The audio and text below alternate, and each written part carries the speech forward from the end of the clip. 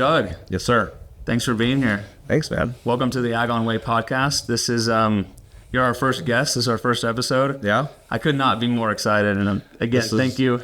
This is an honor. I'm really thrilled to be chosen, much less first being chosen, but just being invited is really cool. Yeah, it's, when we first met, you were here at Thrive Fitness Studio where we're filming now.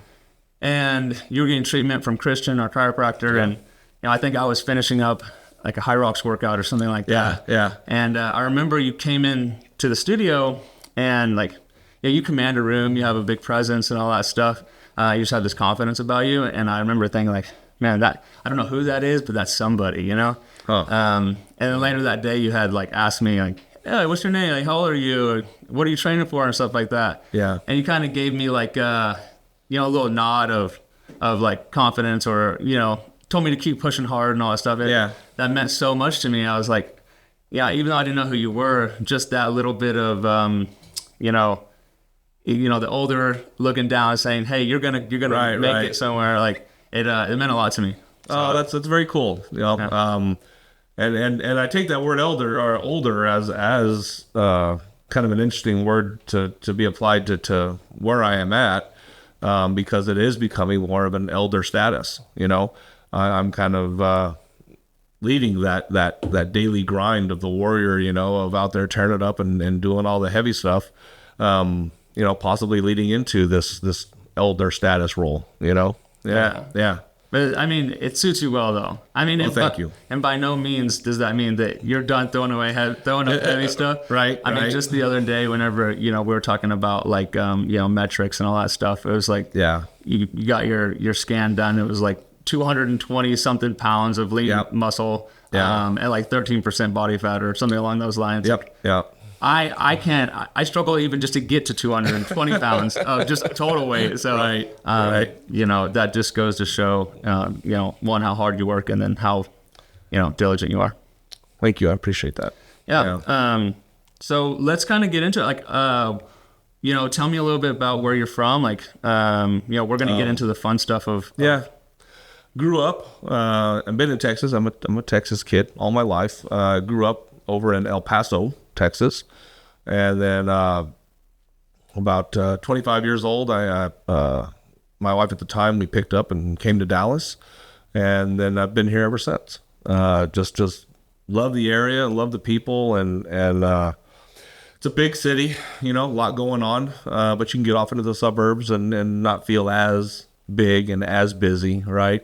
So there's kind of a little bit for everybody. Yeah. But what was it like growing up in El Paso, kind of in the desert? You got some mountains nearby. Awesome. Yeah. When you're in it, you don't recognize it as being that awesome, right? But you come to appreciate it more as you're not there. And it kind of lends to what I'm attracted to, and as far as if I get too much in the trees, I get a little claustrophobic, right? I like being able to see the horizon. I like being able to see where I'm going. El Paso is divided by the Franklin Mountains. So mountains, I love mountains. They're beautiful. Not a tree on it. They're nothing but rocks and dirt and some mesquite bushes, right? Enjoying the desert landscape. That's one of those things that you don't appreciate until you're gone, right? That's what I was saying. Seriously missed the mountains, more so even as a geographical reference. You get in DFW, man, you can get spun around and not know north, south, east, or west pretty easily. And that's one thing you never did in El Paso. You always knew what direction you were going because you had the mountains as a reference, right? Yeah, as a terrain feature. Yeah, absolutely. Yeah. And it's one you can't miss, you think of being on the border. It was a different time when I grew up there. The temperament on the border was not what it turned into there in the late 90s, mid 90s even probably. So I was there on the border, of age as a high school kid. It was a gathering place for high school kids in the 80s, right? We would all go to Juarez and hang out and be able to drink and be able to do all those things, Getting in trouble, dance well, you really tried not to get in trouble across the border because you didn't want to go to jail or anything like that because you try not to get any kind of trouble. But it was cool. You see all the different Letterman jackets over there, so all the schools would come across, and it was a pretty cool place, And then on the other end of it are deserts, the desert parties, and going out and hang out in the desert and being able to go have your bonfires and those kind of cool gatherings, So just as a place to grow up, it's pretty cool. Yeah. And of course the food and those kind of crazy things you don't appreciate as a teenager. You're just eating the hell out of everything, But when you go back into the adult, you're saying, oh my God, that was some good stuff, right? So yeah. I don't have much reason to go back these days anymore. I've got a couple of close friends that are still there, but no family to speak of there anymore. I gotcha. So everybody's kind of spread throughout the country now. Yeah. Well, it's nice to have those those memories of that place, and sure. And I totally get what you're saying. Like coming from military background and stuff, I have such a unique perspective of navigating places. Yeah. It's like one thing that we train a lot in land navigation. But you put me in the city and I'm lost. I cannot find my way around the block. Right. But you give me even the smallest terrain feature, and I can kind of figure out where I'm going, where I need to be, right, or where I'm at. So I definitely identify with you on that. With the being in the city, it's like, well, hold on, it can be a little disorienting. Absolutely. And you were talking about the mountains in El Paso, man. It just brings me back. I've driven through El Paso many times, just going on trips here and there, New Mexico and stuff like that. Yeah. But the mountains there, they remind me of the mountains in Afghanistan. It's just like, oh wow, they're kind of bare, but they look cool. I mean, it just has this own unique kind of experience. Where these mountain landscapes meet the desert, and it brings its own beauty. And I think it goes underappreciated. It totally does. When I worked, I was government contract for a handful of years too, and we would. It was with a group called ADATS. Acquisition and Development of Army Threat Simulators. And so these were pieces of equipment that were sometimes the originals that were confiscated during wartime. So I was in frequency jamming, and we had these simulators. So people much smarter than myself would backward engineer the Russian equipment and create a simulator. Then as a technician, I would maintain and sometimes operate. A lot of times the military operated, and we would just be on call as technicians, to support the equipment. But it was out in the field. Everything was out. It was Fort Hood, Barstow, California. And Barstow is another one of those places. There's not much to see, but you get out into the desert, and it's just this incredible, crazy landscape that you just don't see.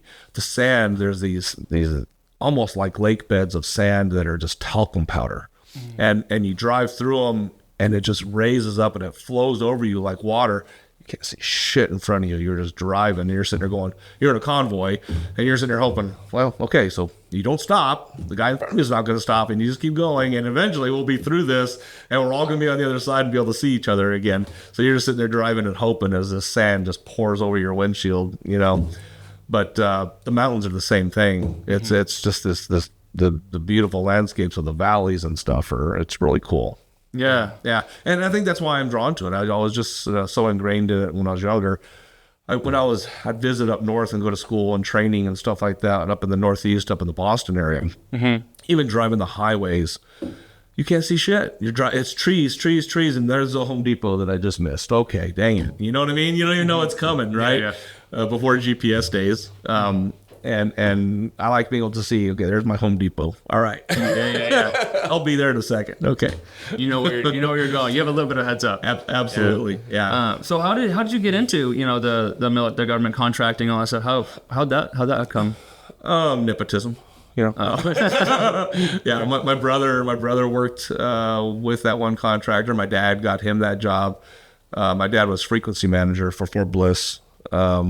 Civil service all through my days. By the time I came around, he was retired military and did that job. And of course you get to know folks and stuff. And then my brother by trade, my sister Sandy, he was an electronic technician, and my brother's a tech. And I gravitated after I didn't end up playing ball anywhere.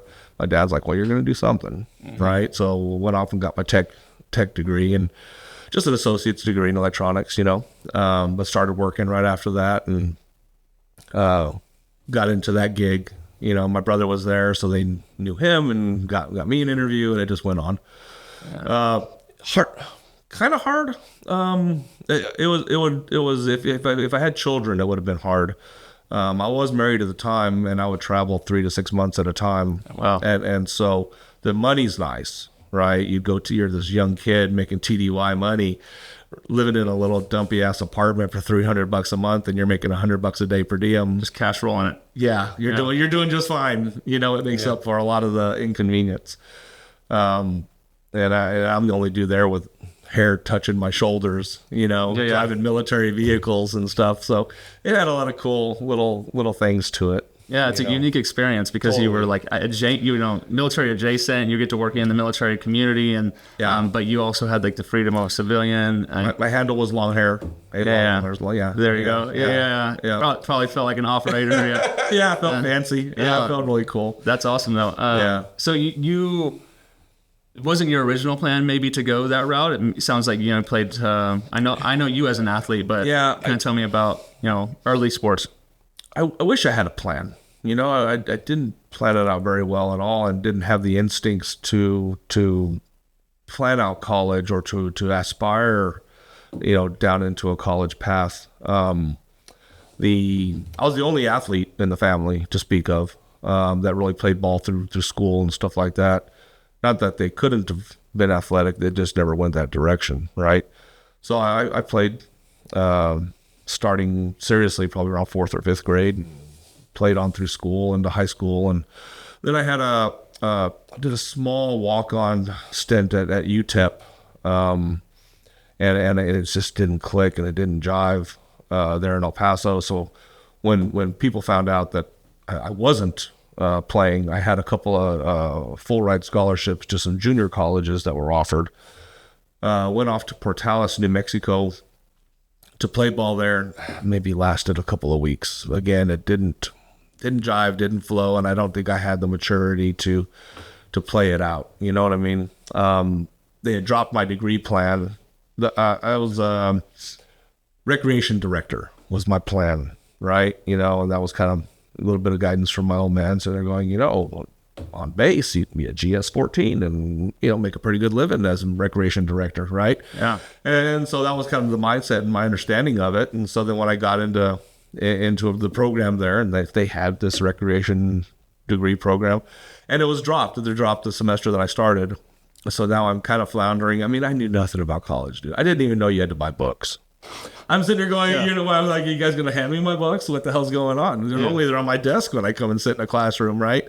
I mean, I was lost, and again, maybe not the maturity level that I should have been to be ready for college. Yeah, So talked to my parents, came back home, sent me to go get my degree. Right, did fine, got my degree, and then just started working. Right, and took me 2 years to get that degree, and just kind of stepped right into it. Stepped right into a job. Yeah, I went to Rockwell International. Government contract. That's what El Paso is. El Paso's government contract, just about everywhere you go. Okay. But I got to do some cool work. Again, it was Hellfire missile stuff and some other cool type of contracts, that are really neat, Yeah, I can imagine. Yeah, and it was a great experience too. Working in a manufacturing plant from circuit cards, to that that this circuit card does this and this and this inside of the Hellfire missile, and you're troubleshooting down to component level, and it was cool. Yeah, it was a neat experience. And you're working with those weapon systems too. I mean,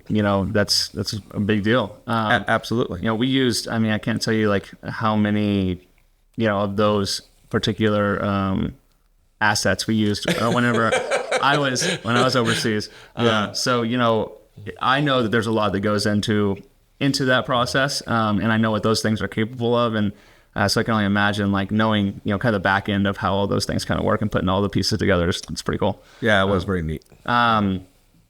So what sports did you play whenever you were? You say play ball. I'm assuming football. Football, and then track and field. I threw shot put, discus. Okay. Which was probably the biggest translator to Highland Games when I finally caught that bug.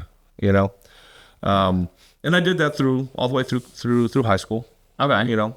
I really identify also with not the maturity level thing. I went to UTSA to run track.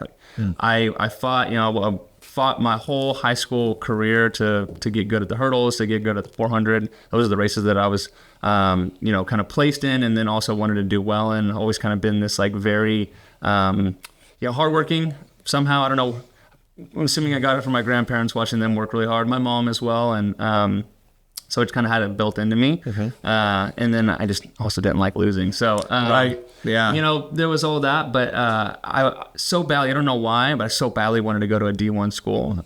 Looking back on it now, I probably could have done so much better at a smaller school and probably gone to a national championship or something like that with the trajectory that I had, but I just had it stuck in my head. I got to go D1, right?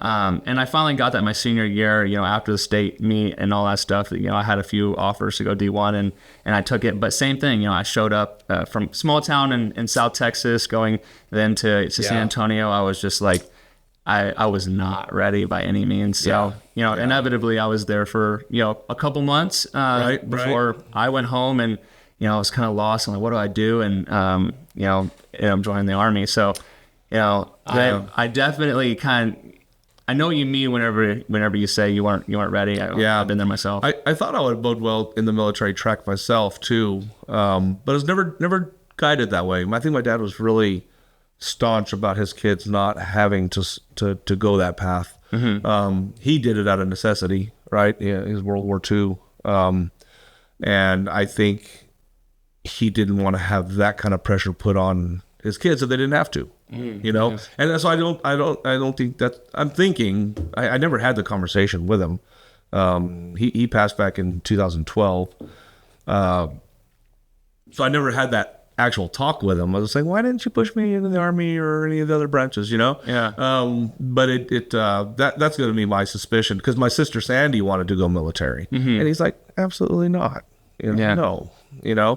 And so then she was the one that became the technician, and she ended up having a great career. She worked Cape Canaveral for a good number of years and retired from there. She was a space shuttle payload technician. Wow. Yeah. So she got to work in some really high profile, really intricate type stuff. Yeah. Yeah.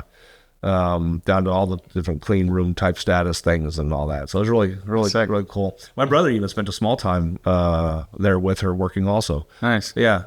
So it sounds like, your dad maybe didn't want y'all to go the military route, but saw the value in like working with the military or adjacent to it. And but he had so much respect for it. My brother-in-law retired Air Force colonel, full bird when he retired.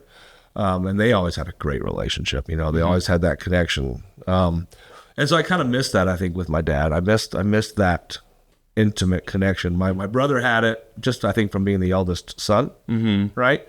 They talked on a different level than I ever talked with him. Okay. And just even from hearing how they would sometimes talk.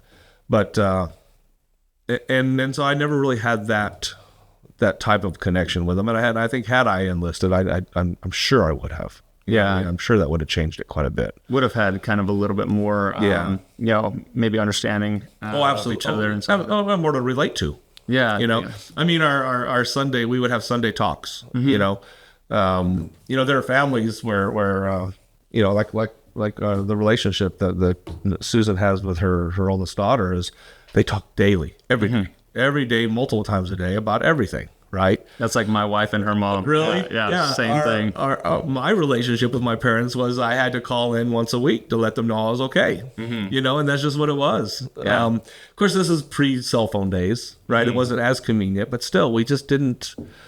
We just didn't do that, Yeah. And so we would call Sunday mornings, and I would chat with my dad, and he would read the paper to me, and we would talk about daily stuff, and that was kind of the relationship. And then eventually I'd pop by the house or whatever. Yeah. But yeah, it was just a different type of relationship. Yeah. No, I mean, I get it. My grandparents, they're very like, go and get out and do your thing. And not necessarily kick you to the curb, but they're like, you're going to go do something. Happy birthday. Here's your luggage. Yeah, exactly.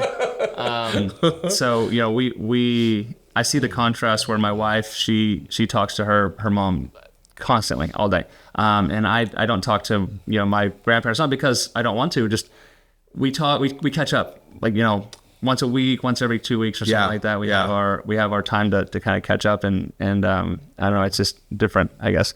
Do you miss those Sunday calls? Oh, of course. Yeah, absolutely. My parents lived very full. I was very late to the show. My dad was 46 and my mom was 42 when I was born. Yeah. So they were the age of most grandparents.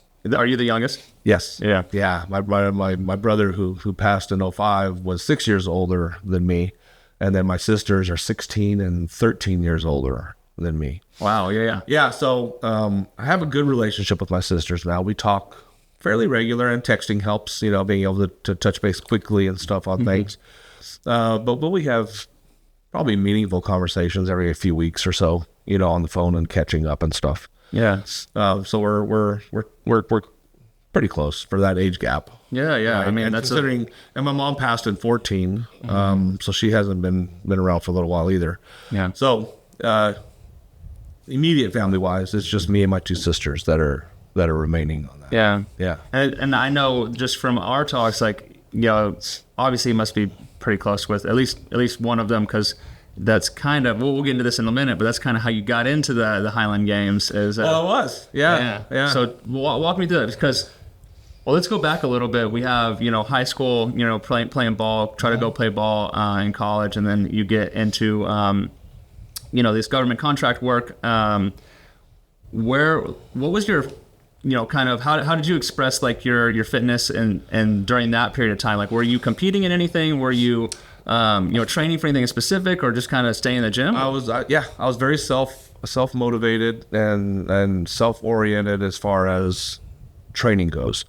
Always find a gym, right? I was huge into P90X for a good number of years, probably about a decade, that I would just live and breathe P90X. That's wild to me. Yeah, it was. And, oddly enough, and I stand by this today, it is probably one of the best preparatory training modes for Highland Games. And why is that? It's the agility and mobility, and then the skill set that comes with what those movements are, the explosiveness and the plyometrics that come with that workout. It's just crazy. It's almost like it was custom made for what we have to do when we compete. Being able to lift a house isn't the criteria for Highland Games. Okay. Those are the kind of people that get attracted to the games, right? We have a bunch of power lifters and a bunch of big, strong dudes. But some of the best athletes that compete are lean and mean and just fast as all get out, and they're athletes, I've got a buddy named Ted Van Vleck, and he's a multiple world record holder, and he's on track to go get his first world championship this year. But you look at the guy, and no offense, Ted, but he's not this physical specimen that you just sit there and go, damn, what a beast. Yeah. That's not him. But he's ambidextrous. He can throw right-handed, left-handed, and quickly. I mean, he just spends a day or two training. I know he spends a lot of hours working on it, but he's smooth as silk when he throws. And just don't see this average-looking guy throwing crazy numbers. Yeah. I mean, you're sitting there going, what? How? And it's timing, it's natural instinct, and it's leverage. And it's just all those things. And that's kind of maybe what P90X like gave you at like an early age before you even knew it. Absolutely. And that's part of the challenges of what P90X was. I mean, they even had yoga to an extent of being able to get into the stretching positions and all those kind of things. So I just think it's an incredible program for anybody to stay at a nice fitness level. Yeah. I think we might get a resurgence of P90X after this episode. Yeah, I would. Yeah, that'd be cool. I'll make sure that your name gets stamped on there. Okay. It's like All right. No, that'd be cool though. So P90X, kind of how you stayed in shape while you're going through you're working the government. Yeah, when I would travel, I find a local gym. Like I said, I could get into an apartment for a few months, and then you go find a place to work out, whether it's a YMCA or the local big box gym or what have you. Yeah. And it was just all, and I got into a phase of running, something that my body never liked. I'm just not a runner, but I would go jog. I'd make myself go jog, and I'd jog, and it's just 3 or 4 miles. But that's pretty good for a big clunky guy, you know. Hey, I mean, 3 or 4 miles is more than most are willing to go right. run. Yeah. Obviously, that's my background, but you know, I forget sometimes that, you know, talking to maybe a client or just someone on the street who's asking about running, and I'm like, yeah, you know, just go hit the. And I have to remind myself, it's like, oh wait, hold on. My perspective of running is very different than everyone else's. So no doubt. That's something I've had to remind myself, especially as I'm like now progressing my coaching career too. But no, I mean, that's great too, especially like the mental, you know, overcoming that mental barrier of like, I don't really like to run, but I'm going to force myself to run. And it was jogging. Okay, I'm going to jog for 5 houses before I rest. Yeah. And I'd have to jog down 5, 1, 2, 3, 4, 5, then I'd start walking. Yeah. Do it again. And eventually I'm making the whole loop, and I'm running, I'm jogging, you know, and then I would sprint at the end. You know, I liked HIIT training, right? I liked being able to get on a treadmill. Went through a Bill Phillips phase. I'm not sure if you may have to Google him. Yeah, I don't know. Okay. I'll have to check him out. Yeah. Well, he was the metrics creator. Metrics was that, you're familiar with metrics? No, I'm actually not. But yeah. Well, so the metrics protein bars are very popular still. Okay. Not so much the protein drinks, but Bill Phillips was part creator and founder of metrics. And oddly enough, you know, it was while I was TDY, I was in Barstow, California. I had some car salesman-ish freaking dude knock on my door and says, we are selling or looking for investors for metrics product. Okay. Right. And this is my brush with greatness of saying I could have been retired and sitting on a mountain somewhere, man. Yeah. Because you brush it off and say, don't go away, kind of thing, especially in California. Look, get out of here, dude. Yeah. What are you doing? So I missed that boat. But anyway, it exploded. It went really big. And then so Bill Phillips also had a HIIT training type interval kind of protocol. Yeah. And so I did that for a good number. As sprinting on the treadmill, it was sprinting the straights and walking the curves and doing stuff like that. Right on. Yeah. That's I mean, it's just good overall training to incorporate. I think everyone should incorporate that type of training. Especially, it kind of sounds like maybe VO2 max style training or lactic threshold. That's actually VO2 max is like a huge indicator of health span as well. So people seen with elderly people with a higher VO2 max have a longer lifespan, have a greater health span as well. Many studies have shown that. Nice. So it's like, these are things that you should be doing. It's not the only thing you should be doing, but people are kind of adverse to that type of training. But really, for a longevity standpoint, you should be doing that stuff. Me personally, I love it, but I know that's not for everybody. But it's good to. And you're still 28. Yeah. You're still a very young man. Yeah. Who knows? Whenever 20 years down the road, I'll probably be like, you got to catch me spreading anymore. Right. I did my time. Yeah. So explain to me. It seems like, even though P90X now, like in retrospect, you realize that it was such a good prep for Highland Games. How do you go from P90X kind of probably lifestyle and subscribing to that to Highland Games? They seem kind of far apart. A little far apart. Yeah. And it's the sister angle, right? So it was a 50th birthday was coming around. Few months down the road yet, and my sister is Miss Prepper Planner. We need to know what you're doing in 6 months, kind of thing. Okay, yeah. So she's asking. She's like, what are we gonna do for your 50th? We're gonna jump out of a plane. What are we gonna do to celebrate your 50th birthday? Yeah. I'm like, well, we're not jumping out of a fucking plane. We're not doing that. Right? Come on, man. I know. Maybe we still got time to make that happen, Doug. Oh, God, I watched it. I'll go with you. She wanted to do the cliff jumping with the parasailing kind of thing while we were in Switzerland. I'm like, fucking way, man. Thank God the thing was not rated for my body weight. Yeah. Because the tandem weight couldn't exceed a certain amount of weight, so the body weight had to be like 200, 220 pounds or something. And I'm like, oh, damn. Saved by the bell. Dang, sorry, baby. I just wanted to. Yeah.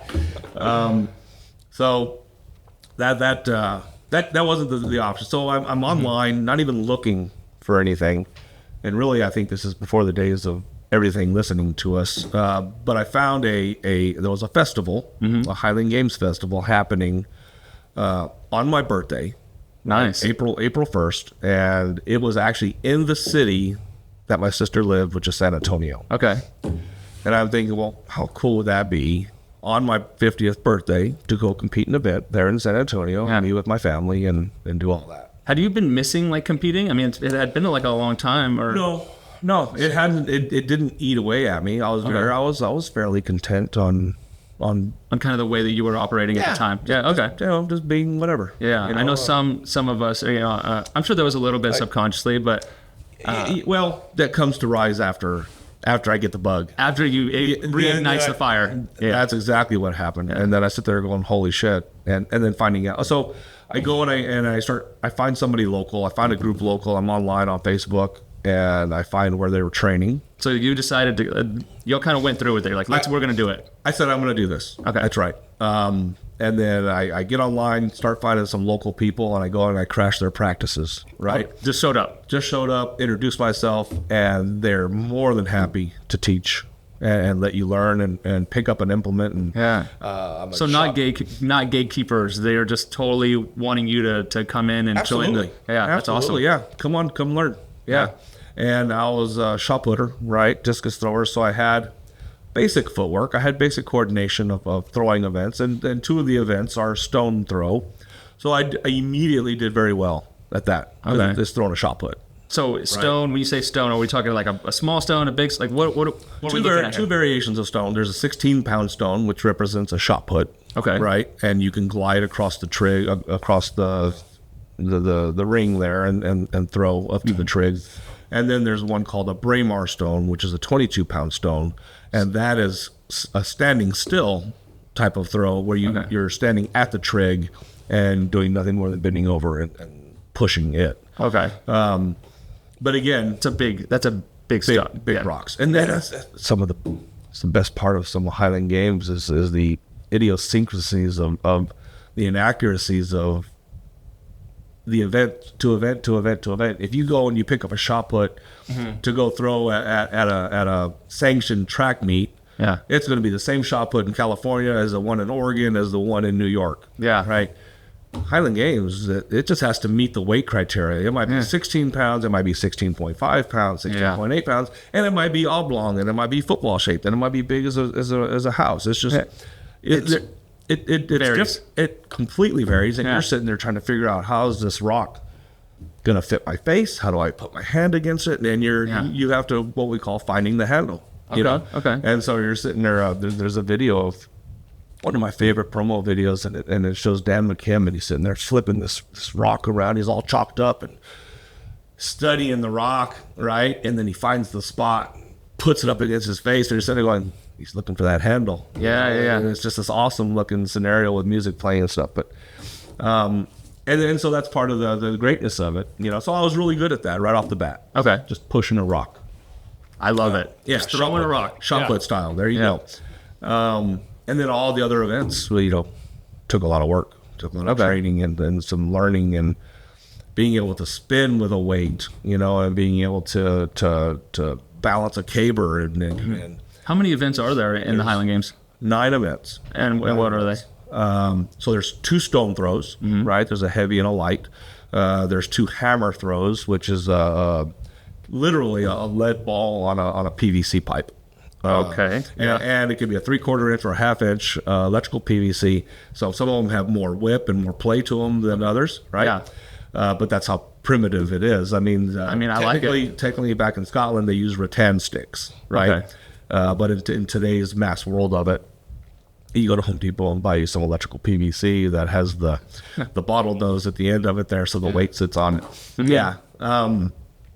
And so then you got a weight for distance. There's a heavy and a light version of a weight for distance, which is a weight on a chain. So it's an 18-inch chain, right? So you do have some specifications that the thing has to meet. It has to meet weight minimum. It has to meet certain length criteria to all be kind of legit. Okay. Right. But it can be a round one. It could be a square one. It could be triangular.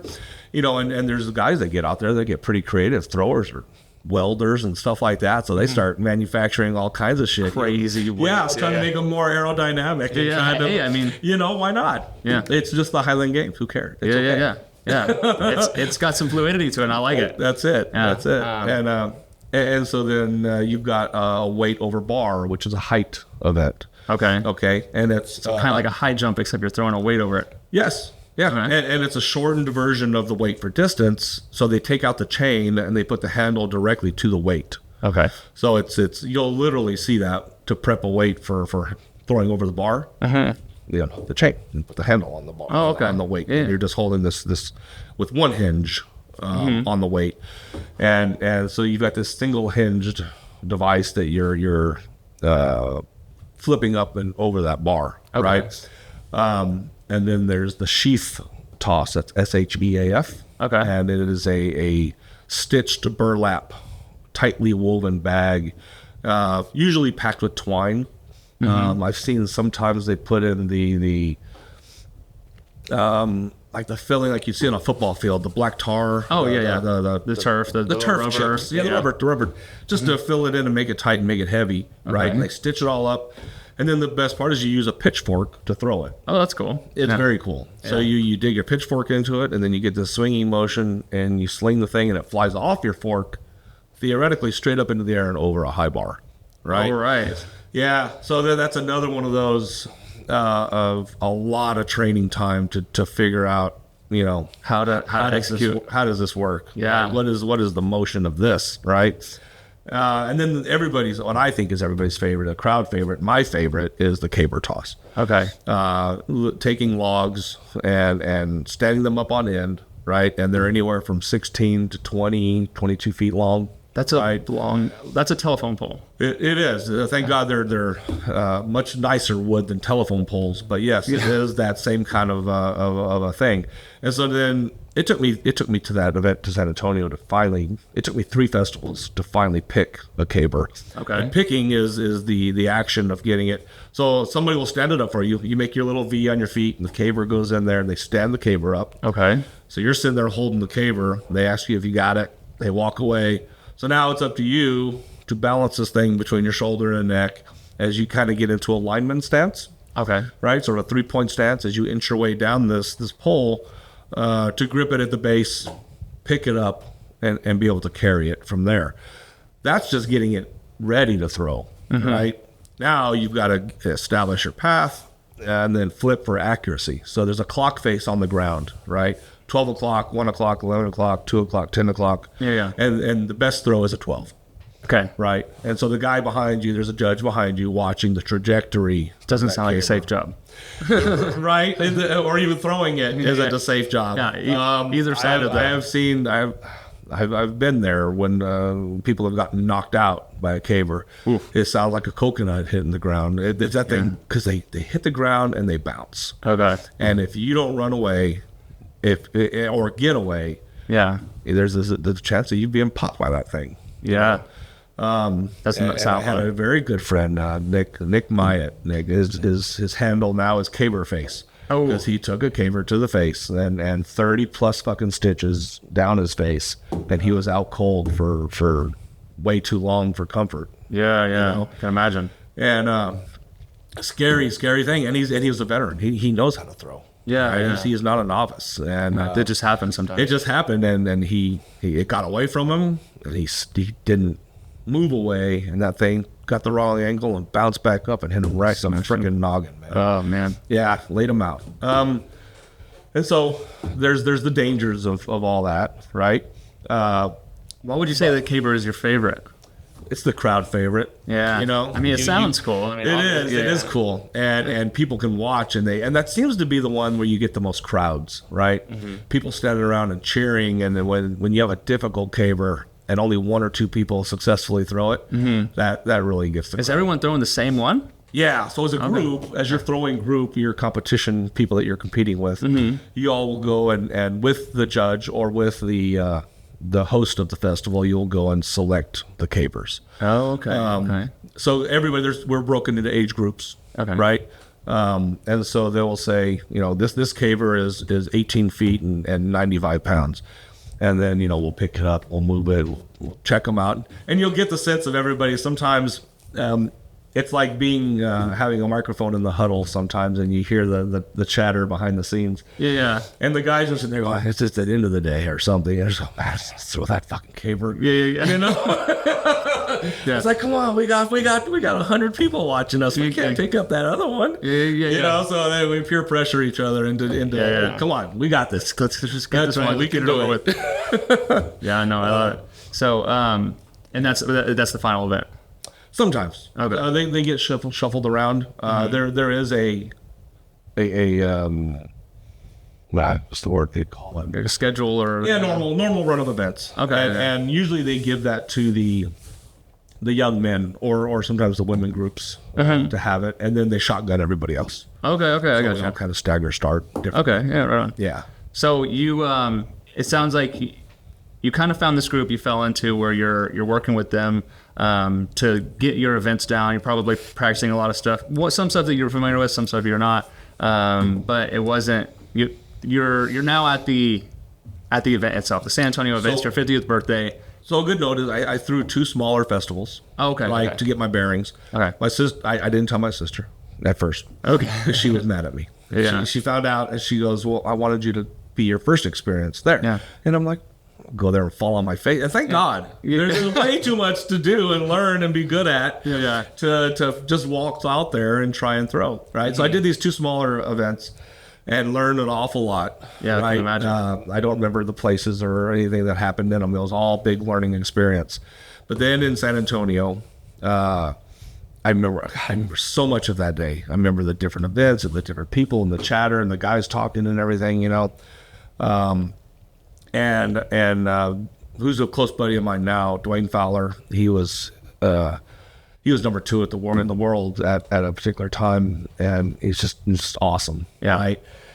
And I'm the newbie, right? And the guys are just awesome, and they're very nice to me. I had to ask special permission to be able to throw with them, and they didn't put me with the novices. I said, "Oh wow, I've been practicing." And the guys are like, "We'll take care of them. They'll be fine." Yeah. So you're kind of running with the big dogs at this point. I did. Yeah. Right. I got in with my age group, and which is now the 50+ guys, and there's a dozen of them in there, and they're all super cool, helping the new guy. That's awesome. Kind of goes to show like the sport itself is like very much so, very inviting, very much so, and even while you're throwing, helping the guy out, hey, what are you doing with your left foot, man? You shouldn't be. Oh damn, I didn't know I was doing that. You know what I mean? Yeah. And then he corrects it and he whips your ass. If he knows enough to correct you, he's probably not worried about you doing it. Right. And so it's a camaraderie like that that's pretty special. So the day went incredibly well. I was hanging in there tough, and then Dwayne, who's done this more than once, ended up no hiding on the weight over bar. Okay, meaning he didn't ever successfully get the weight to flip over the bar. Okay, and it happens. It's like having the hiccups or the yips on golf, right? Yeah. Where you're just like, no matter what I do, I'm shanking this thing, right? Yeah. It's the same thing. It's not going your way that time. Leave it out front. Mm-hmm. And it just never went over. Yeah. And by him getting a big goose egg like that opened the door for me to be able to actually win. Oh, you won it? I won that day. I actually got first place. And they even said the name. They're like, in first place, Doug Barry? Who? What? Yeah. Who's this guy? Yeah. And it was I was hooked. Yeah, I can imagine. I had the bug, I had the competition, I had all of that. Yeah. And early success as well. Boy, and early success, and the blood was pumping, and then I'm addicted. Yeah. That's awesome. I mean, it's kind of funny, you're the newbie, the olders kind of bring you in, and then you just show out. And I know this because we kind of talked before, and you mentioned it briefly. It's like that's also the first time that you were successful picked the caber. So it is. It is the first time I ever turned one in an event. I mean, the difficulty I have had early on because it's this trust of that, because you're letting go of the caber. Mm-hmm. and it's floating in the air. I didn't have the flexibility. There's some people who would hand over hand their way down and could actually touch the ground and get the caber underneath as they stood up. I didn't have the hip mobility or the back mobility to be able to get that low. Okay. Right, to where my hands, I could have the caber here and scoop underneath. So I'm 6 inches up above, and this is the traditional for most. It's rare. Some people have that gift, just being that flexible. But most of us are just old guys, and Gotcha. no. Yeah. So there's this technique, and it's clasping the hands and creating this cup, and you squeeze the caber with the palm of your hands for your grip. Okay. And the goal is to pinch it, and you pop it straight up vertical, and you let go. Okay. And you scoop your hands underneath, and you catch it. That's how you get to the bottom. And that's how you get to the bottom of the caber. Okay. And then at that point, you're standing somewhat vertical, and you've got the thing in there, and you've got it balanced, and you're getting your bearings right before you actually start to establish your path. And that action took me that long. So what was your thoughts whenever you were, getting your grip down, and you're getting ready to pop this thing up and try to catch it at the bottom. It's at 18, 20 foot, whatever it is. Yeah. What's going through your head? Yeah, it's also knowing that you're, obviously got to be pretty high in the standings at this point too. I wasn't that aware. Okay. Because I didn't have a good grasp understanding of any of it. Okay. You know what I mean? Scoring system, anything. I'm just happy to be there. To be there. Okay. Right. But still, what? It's elation. Yeah. It's like monkey off your back. You're right. Like, I got it. I got one. You know. I don't remember the score it was, but just the fact that I picked it and turned it was a big deal. Yeah. Yeah. I have a very cool photograph of I turned into a canvas type print of me holding that caber from behind. Yeah. And it's pretty cool. That's awesome. Yeah. So pretty stoked to have thrown that. You still don't even know that you're gonna score well or win at this point. It was when it came down to, it was in the WOB competition when Dwayne no-heighted, and then it's me and a close friend of mine now, Bobby Douglas. He's the kilted cowboy, and he's awesome. He's actually making his 60 plus comeback right now. He's out there getting after it. Right on. So it's he and I throwing WOB head to head, right? And everybody else is kind of already out. I don't remember the height we were throwing at, but we're sitting here going at it, chipping away, and then as we each make the next height, we're talking about, do you want to go to, let's just say 16 feet? You want to go to 16 feet next? And I think we did 15.6. How about 15.6? Yeah. All right, let's go 15.6, right? Because I think we made 15, right? We're going, and it's like, I'm not good. I ain't gonna get 16, man. It's not in me, right? Yeah. And so we were sitting there, and you actually have that conversation instead of somebody telling you where you're going to go. Okay, so you're kind of collaborating almost. Well, because this is the two of us, and we're sitting here, and we want to be able to make it. Yeah. Right? And you don't want to whiff it. That's right. Yeah. That's right. And neither of us make it, right? So I think we did the 15.6. I want to say he made it and I did not, but I still got second place in it. And that was without Dwayne being there. It was good enough for me to get overall win there. To get overall winner. That's awesome. Yeah. I mean, you kind of already briefly hit on it, but how did that feel? Like knowing it was your first, really your first big one, and then it was very surreal. Yeah. Very, very surreal. And looking back at the group that I had in that was just like the classic template of dudes, man. It was. They were staples in the event, even in that time throughout, especially locally in Texas. Yeah.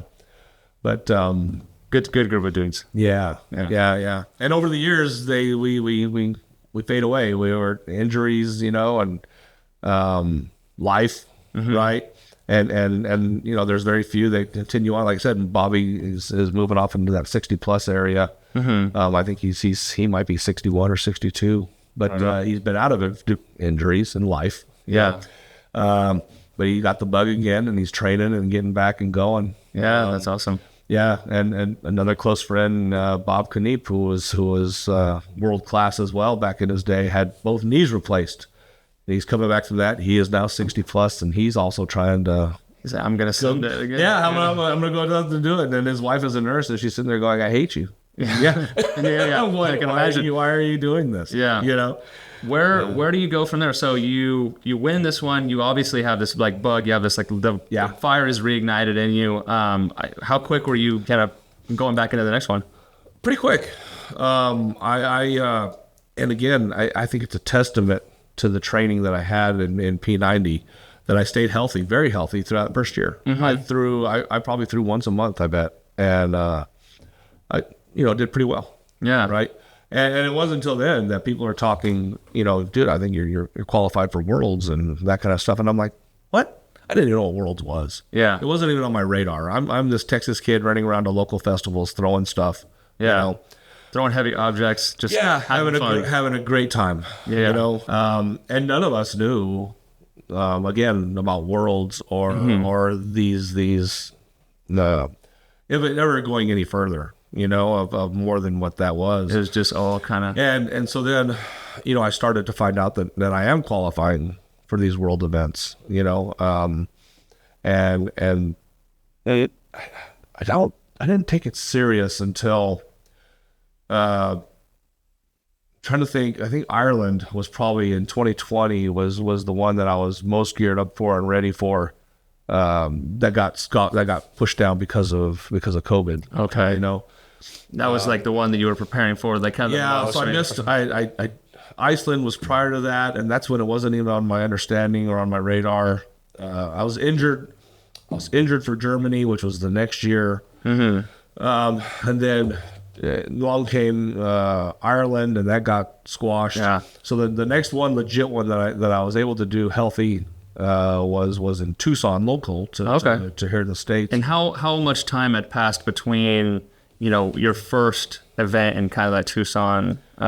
You're obviously competing locally. 17 and then 3 years. Okay. So 21. 21. Right? Okay. 4 years. And but in the meantime, you're competing in these like smaller kind of absolutely more local, yeah, bouncing around all over the place and trying some closer one or some little further. You go to Kansas and go to some cool events, and then eventually you start creating this bucket list of events of people talking about you got to go throw this place, you got to check it out, right?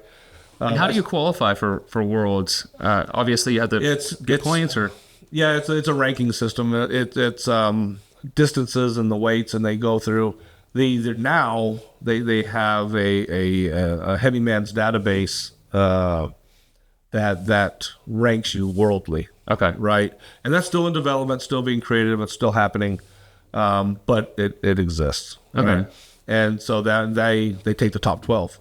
Top 12, and then as they like overall, or like in the world, top 12, like best scores, or so you get points by your distances.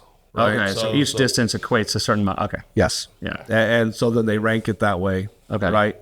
And so then you're ranked overall. I get it now. Okay. Cool.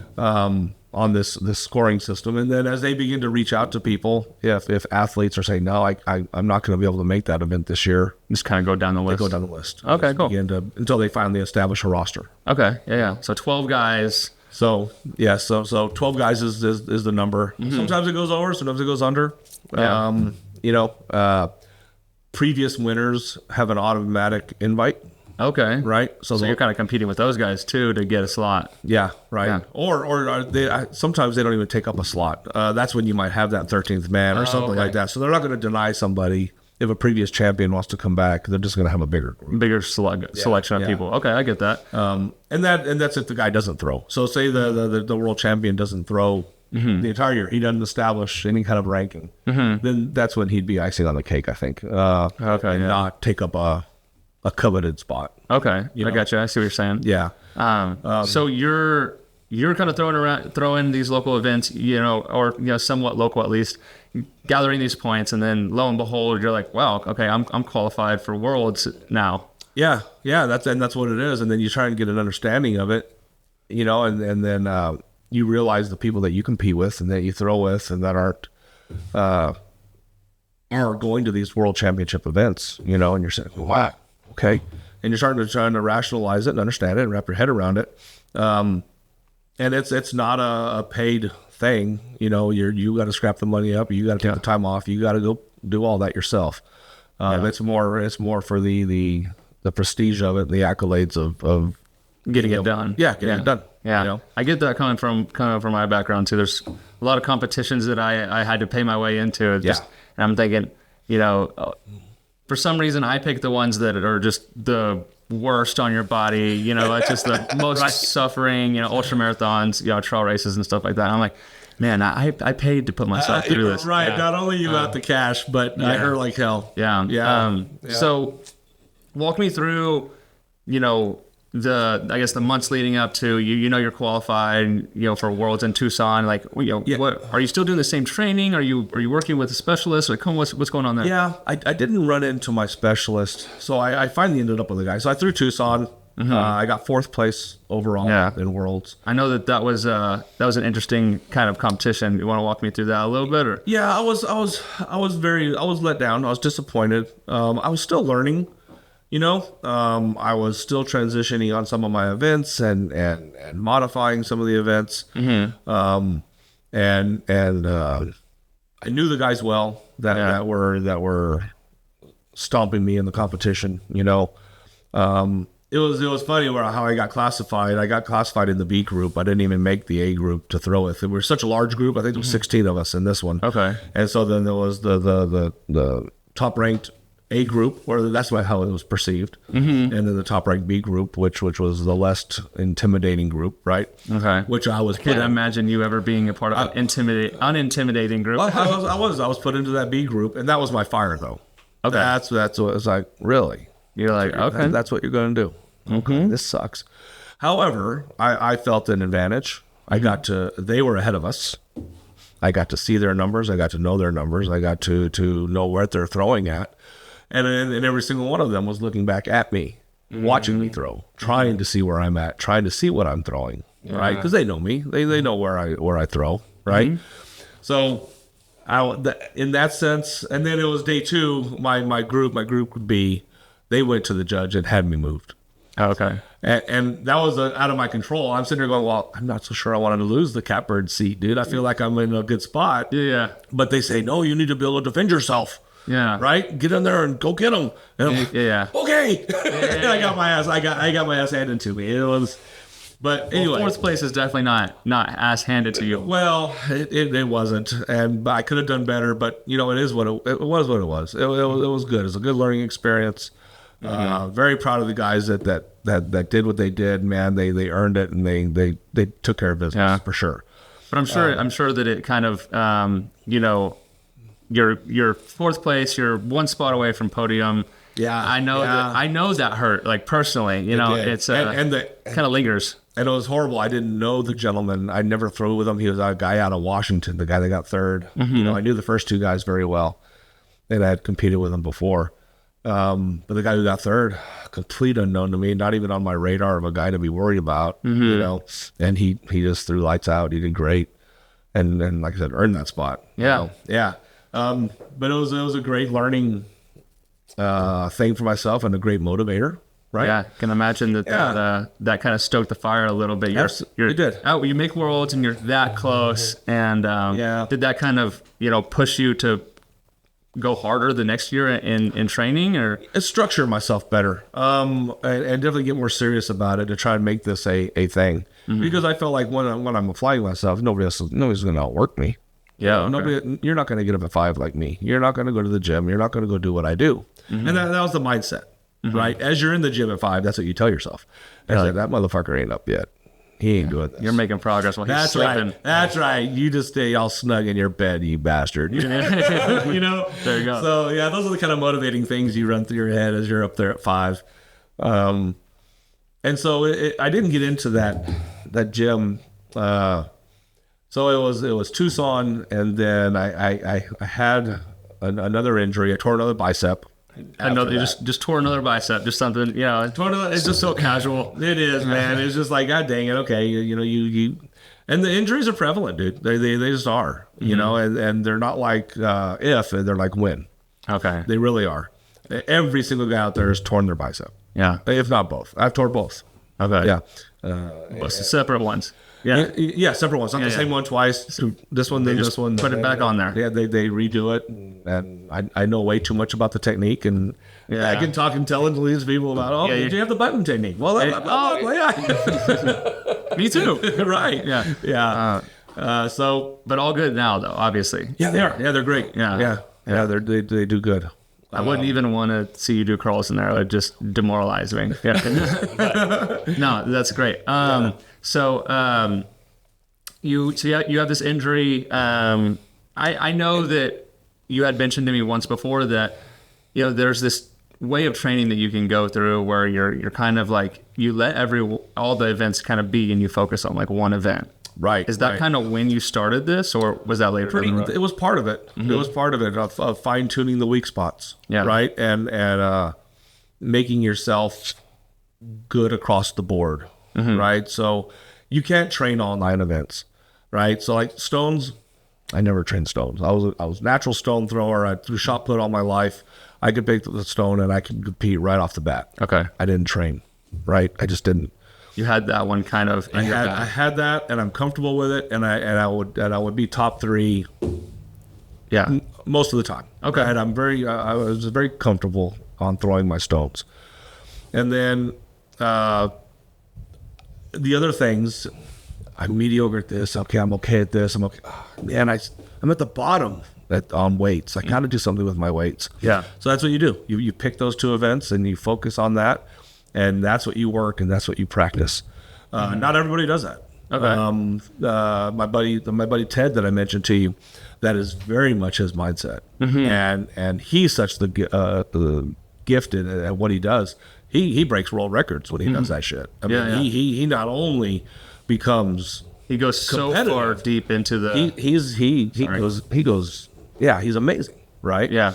But that just proves, and then you hold on to that, right? You may not be throwing that world record again the next time you're doing it because you haven't been focusing on it, but you're surely up there. Yeah. And you're going to demoralize a whole lot of people with those numbers you're hitting easily without practice. Probably get in their head a little bit too. Absolutely. Yeah. Because if you're going into a competition with a guy that throws world record in one event, I mean, that gets in your head a little bit when you're going into that event. It's like, I don't know if I can beat this guy. I mean, he's a world record holder. Absolutely. Yeah. Yeah. So it's a little bit of an advantage there. Yeah. I've got a good parallel to that too on one of the next world championships that I went to. Yeah. So was that? So you had Tucson, you had the injury, and then so I missed that year. So then the next year I was ready for was Canada. Okay. And you've been doing your training. So I hook up with. So Susan had a trainer, Travis Merritt, out of Rowlett Transformation Center. Okay. We lived in Rowlett. Okay. So I was a local gym, private gym. Very cool place, converted diesel mechanic shop. Had a little bit of the grunge to it. I like it. And yeah, I did too. And Travis is a super sharp, super good dude. And he went above and beyond to learn about Highland Games and to talk to other people. And doing his research, he says, I've got this client who throws competitively Highland Games. What am I supposed to do with this guy? Yeah. So before he wasn't. No.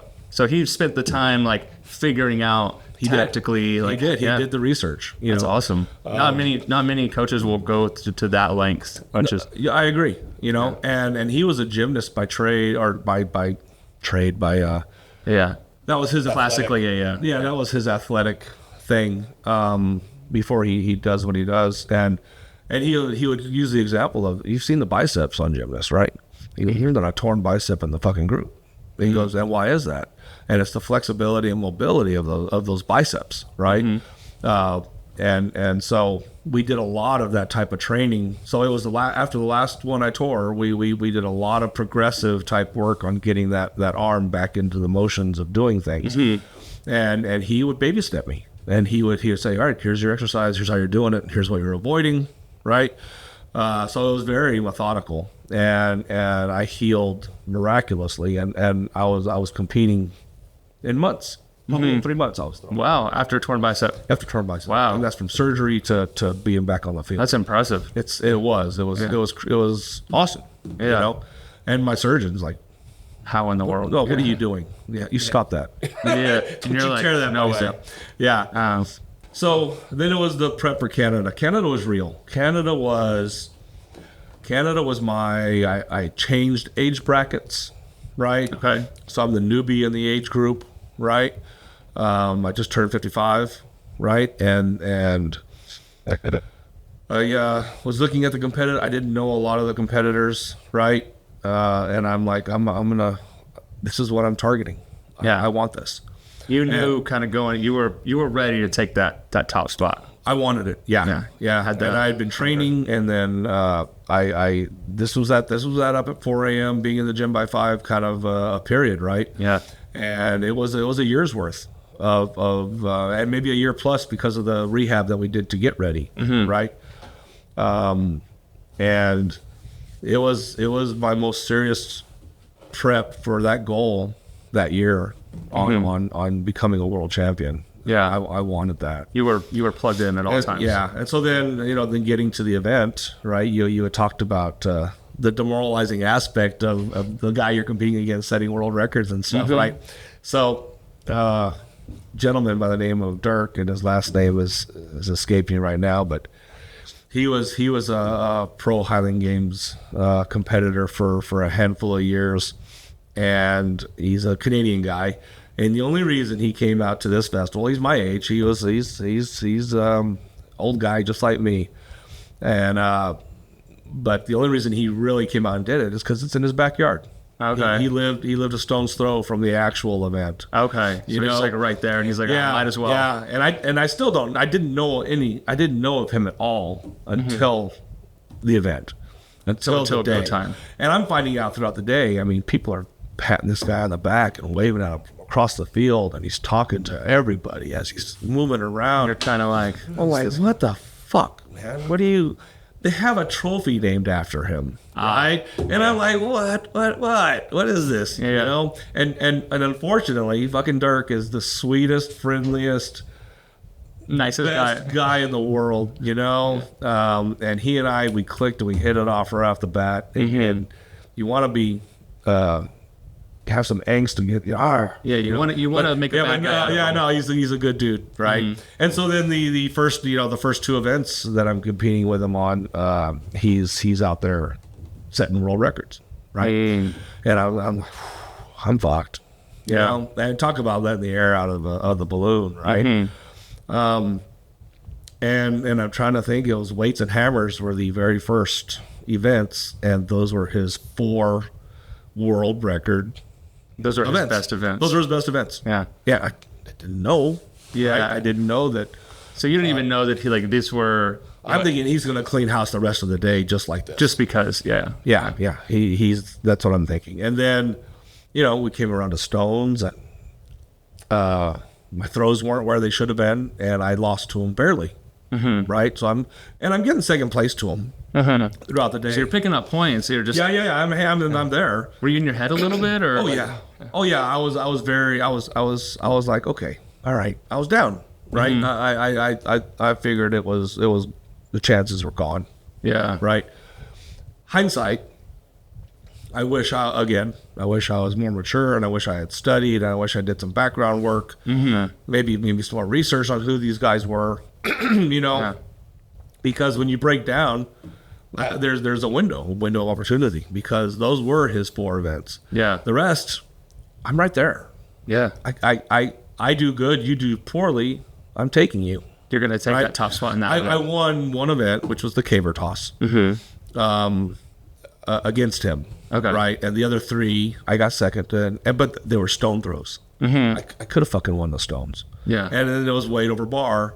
And the winning height was nothing to brag about. I mean, it was just, everybody else was off and he was on and he got it, and it's over. But I was fully capable, and I had my mindset maybe been different, right? Maybe I could have thrown better and blah blah blah.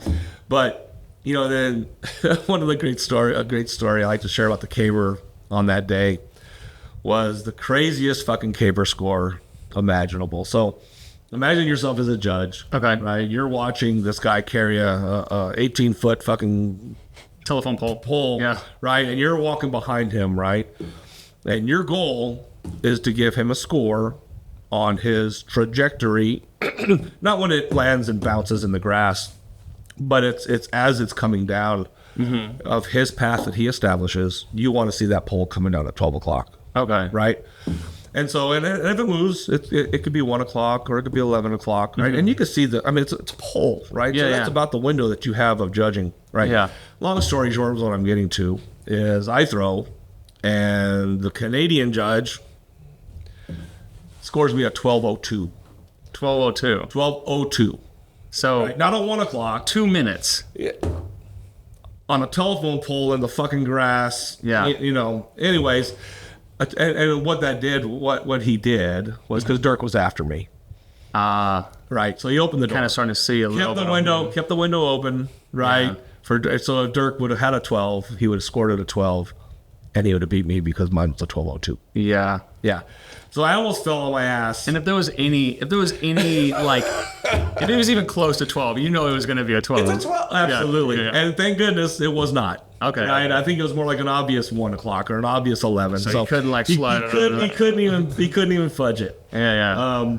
So I was able to get that event, but the You must have been like, what is going on? I did. I fell. I think I fell down. I think I sat in the grass. I was so stammered by his. How do you even call a 12.02? How is that even possible? Yeah. You can't see a 12.02. It's like there's like hash marks on the Right. You can't. You just can't do it. Anyways, let that go, and it was worth a laugh and worth a good story. Yeah. Right. Of course. But anyways, So then I got second place. Again, nothing to scoff at. Second place in Worlds, and It's amazing. I was very excited to even be on the invite list in Worlds several years before. Yeah. Just to be part of that. I mean, I know as like a competitor myself, it's just like you spend so much time training and you tell yourself those things like I'm up at 5 o'clock in the morning and I'm getting after it, and I know no one else is working as hard as I am. So why not me, right? Right. And then you get there and whether you perform well or underperform or whatever it is, and you don't get that spot that you anticipated getting or that you have spent all year fixating on, it's crushing. It doesn't. If people will tell you, you still got a second. I mean, that's amazing. It's like there's no amount of that's gonna change your mind if as a real true competitor. Right. So I know how were you feeling? Like what were you thinking going home or the next couple of days? Like what was going through your mind? Yeah, it got worse over time. Reflecting on wishing I would have done more on knowing who my competition was. Mm-hmm. If I would have prepped myself mentally better. Mm-hmm. And knowing that I could have said, okay, he was going to win those 4 events. I know that. Yeah. Here's my chance. Beat him in the other ones. Yeah, but I didn't know that. I didn't know he was human on the other events. Yeah, you know what I mean? Seemed like he was, because I could have been rejuvenated. I could have been motivated. I could have said, I knew this was happening. Here I go. Yeah. Let's flip the switch, right? But I didn't give myself that opportunity. Yeah. Yeah. And that's my own doing, right? So another lesson learned. Yeah. And the next Worlds is there, right? And I did not miss a beat. Yeah. It was back in the gym, and it was back to throwing and back to training, and preparing for Switzerland. Yeah. So I know a little bit more than we've talked about so far, but you go to Tucson, you get 4th place there, and then you go through this. That's hard to deal with. You go through this injury, and you still want to come back, and now you get second. A lot of people would, a lot of people probably just hang up the towel, right? Or throw in the towel, hang up the hat, whatever the thing is. What was driving you? What was inside of you like that? There had to have been something that was stoking the fire to keep it going. Yeah, and it was funny about those injuries too, because my wife points out, she's I think it's a sign on things, and maybe you shouldn't be doing this. Mm-hmm. The event, and myself, I'm rationalizing. I'm like, everybody tears a bicep, everybody blows an ACL, everybody, you know what I mean? Mm-hmm. It's just part of it, and so I rationalized it all away. Okay. So I was able to do the surgeries, heal, and come back and just keep going because that's what I wanted. Yeah. Right. That's what was my focus. Maybe not what the world wanted for, the universe wanted for. Yeah. Right. Because it's got to give me little signals. As I was like, you really should be going there. Anyway. Yeah. But so we go ahead and continue to prep for Switzerland. Mm-hmm. Right. I leading up to it, I'm a month or so out, and I strain I strain my psoas, right, and it is a nagging injury, mm-hmm. and it just binds up and it grabs and it pulls, and I'm sitting there. And so now I'm spending the next month or so. I've got Worlds in a couple of months, and I'm trying to figure out, I rest it, or can I throw around it? Can I somehow position myself differently to still be competitive? Right? Can I just suck it up? Can I push through it? Yeah. Right. So as I'm doing that and doing these practices, I didn't even tell about how I actually tore it. Yeah. But I was having a practice of a lifetime. I was throwing weight for distance, and I was in a fucking zone, and my throws literally went 1 foot further, 1 foot further, 1 foot further. I am like You're just on fire. I found the holy grail of my positioning and the part I'm hitting, and it's fucking flying out. And so I threw 3 feet further than I've ever thrown. Right. In just one training session. In one training session. The light bulb clicks and my body's landing where it's supposed to, right? And I'm on fucking fire, man. And like I said, it's a foot further, it's a foot further, a foot further. On that last one, it was still the foot further, but it popped, right? And it dropped me like a fucking rock, you know. And this was the strain, or this was the strain. This was the strain of what had occurred. And that's how I got to that point. And you're just overloading that thing, just every throw. Yeah, and not knowing. And then it finally gave way because I was going to town on it, man. I'm like, I'm gonna keep going until this stops. I'm riding this grading train. Something stops. Yeah, and then it does stop. Yeah. I'm not tired. I'm going. And so that occurs. And so now I'm trying to heal from that. Okay. And this is what takes its time. And this is about a month out from. This is still a couple months out. Okay. And it was at a month out that I'm doing these drills, that I'm trying to find a means of throwing that I actually pop the psoas. So it rips. Detaches. And now I've got blood. I've got a hematoma in the pubic region. And I'm sitting there looking at myself going, well, I guess I should go to the fucking doctor, right? Maybe. So I drive myself to one of those little ER clinics. I think Susan's out of town. So just to back up, though, you already have this strain. You know, let's just call it 3 months out. Yeah. But you're just, I'm not going to be a bitch. I'm just going to keep. Yeah. I've got to figure something out. So I'm not going to miss Worlds. Yeah. I'm not going to miss. I'm going. Yeah. Right. What in you is that you just inherently in you, or? A lot of people. I was way too. I was knee deep, man. I was way too far down the road to be bailing out on an injury like that. Yeah. Right. On a strain. Yeah. You know, on something that maybe I am just being a bitch about. Yeah. You know, maybe another guy would be going, he'd push through that. Yeah. Right. So I end up popping it. Okay. And when I'm laying on the table there at the doctor thing, I'm like, it didn't hurt. I'm not in any pain. So the pain is just. So it was the tear that was hurting. The pop was relief. Okay. Oddly enough, it detached, and I'm like, huh. It wasn't putting that tension on it anymore, right? Because it just wasn't connected to anything. Right. It just wasn't connected, and so now I'm going, I wonder, right? We'll see what happens. So then they don't do any kind of draining on the hematoma. They said, rest, elevate, ice it, blah, blah, blah. Just the classic. Right, all that. And so I go home, I take care of it, and now I'm a month. Okay, now I am 1 month from competing. Yeah, in Switzerland. World Championships.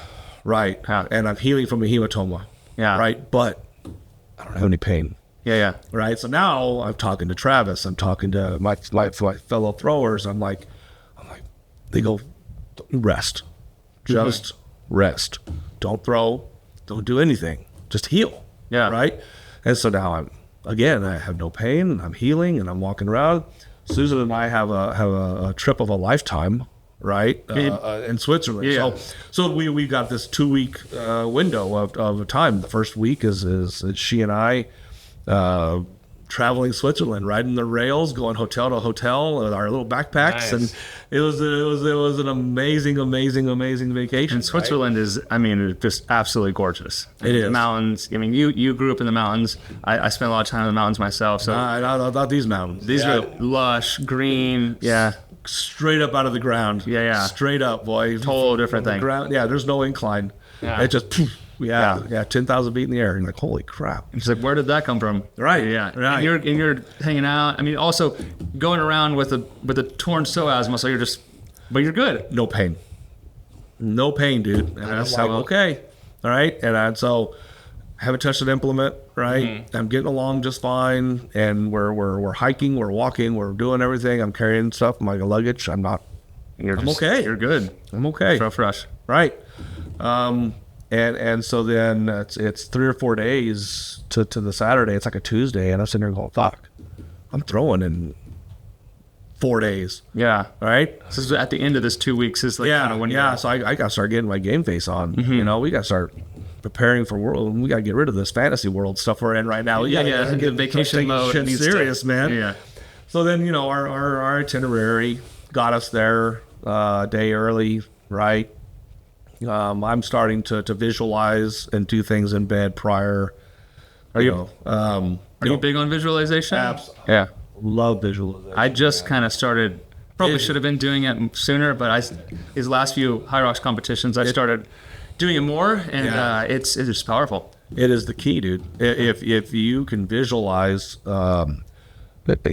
throws, I mean, I can't tell you how much I've done of just standing and visualizing and feeling and knowing, right? Mm-hmm.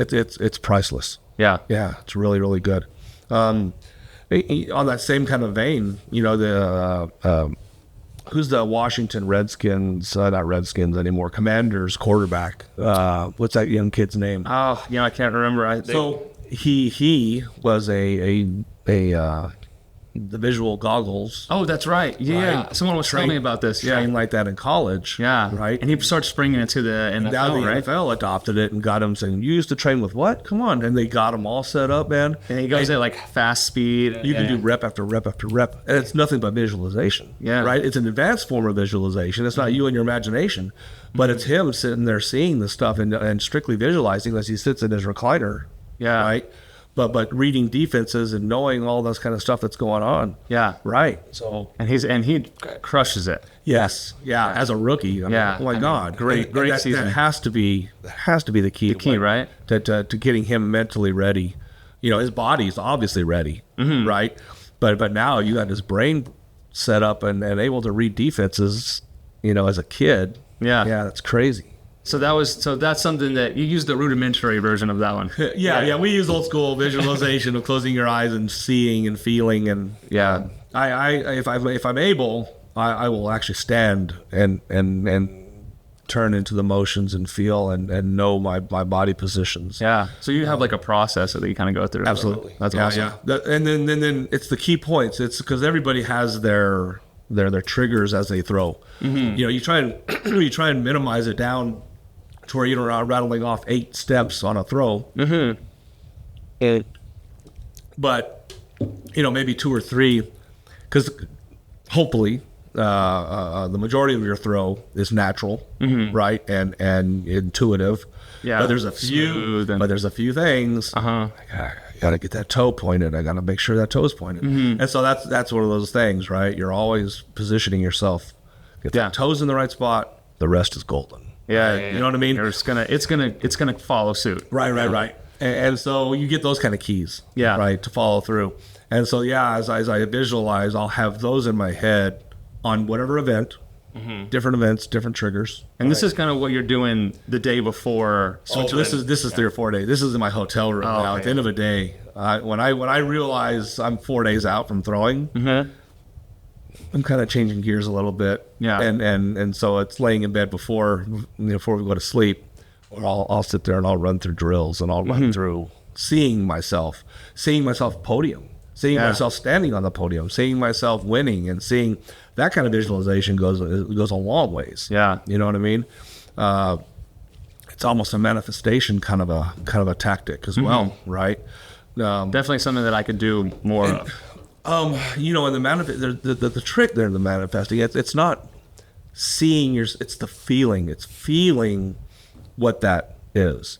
The emotions and the feeling that you experience as you're doing that. The happiness, the joy, the anger, the fear, whatever it is that you will be experiencing, that's what you manifest. What does it feel like to sit on a warm beach and by the ocean, right? Yeah, your big goal is to get away and do that. But what does it feel? What does that sun feel like, right? What does the smell? What does the ocean, what does the sand feel like, right? And it's that kind of manifestation of being there. It's not necessarily the end prize of standing on the podium going, yay, right? It's feeling, it's knowing, it's the senses around it and stuff. You can get deep into it, and it's I think it's so important. I think it's awesome. Yeah. It's something, like I said, something I need to do more of, and I just started kind of dabbling in it. Right. But listening to you kind of talk about it gives me so much perspective, and I can say, like, okay, I can see where I maybe did it a little bit wrong, or I could have gone deeper. Totally. Definitely something that I'm going to kind of take forward. So, yeah. So it's not just seeing yourself in the Lamborghini, right? Yeah. It's I can feel the leather on the steering wheel, right? I can feel the radio dial, right? I can feel, you know what I mean? And it's being there, man, and those kind of things. Sitting in it. Yeah. Experiencing it. That's awesome. So you're there, you're visualizing, you're a day out, and then where how does it go off from there?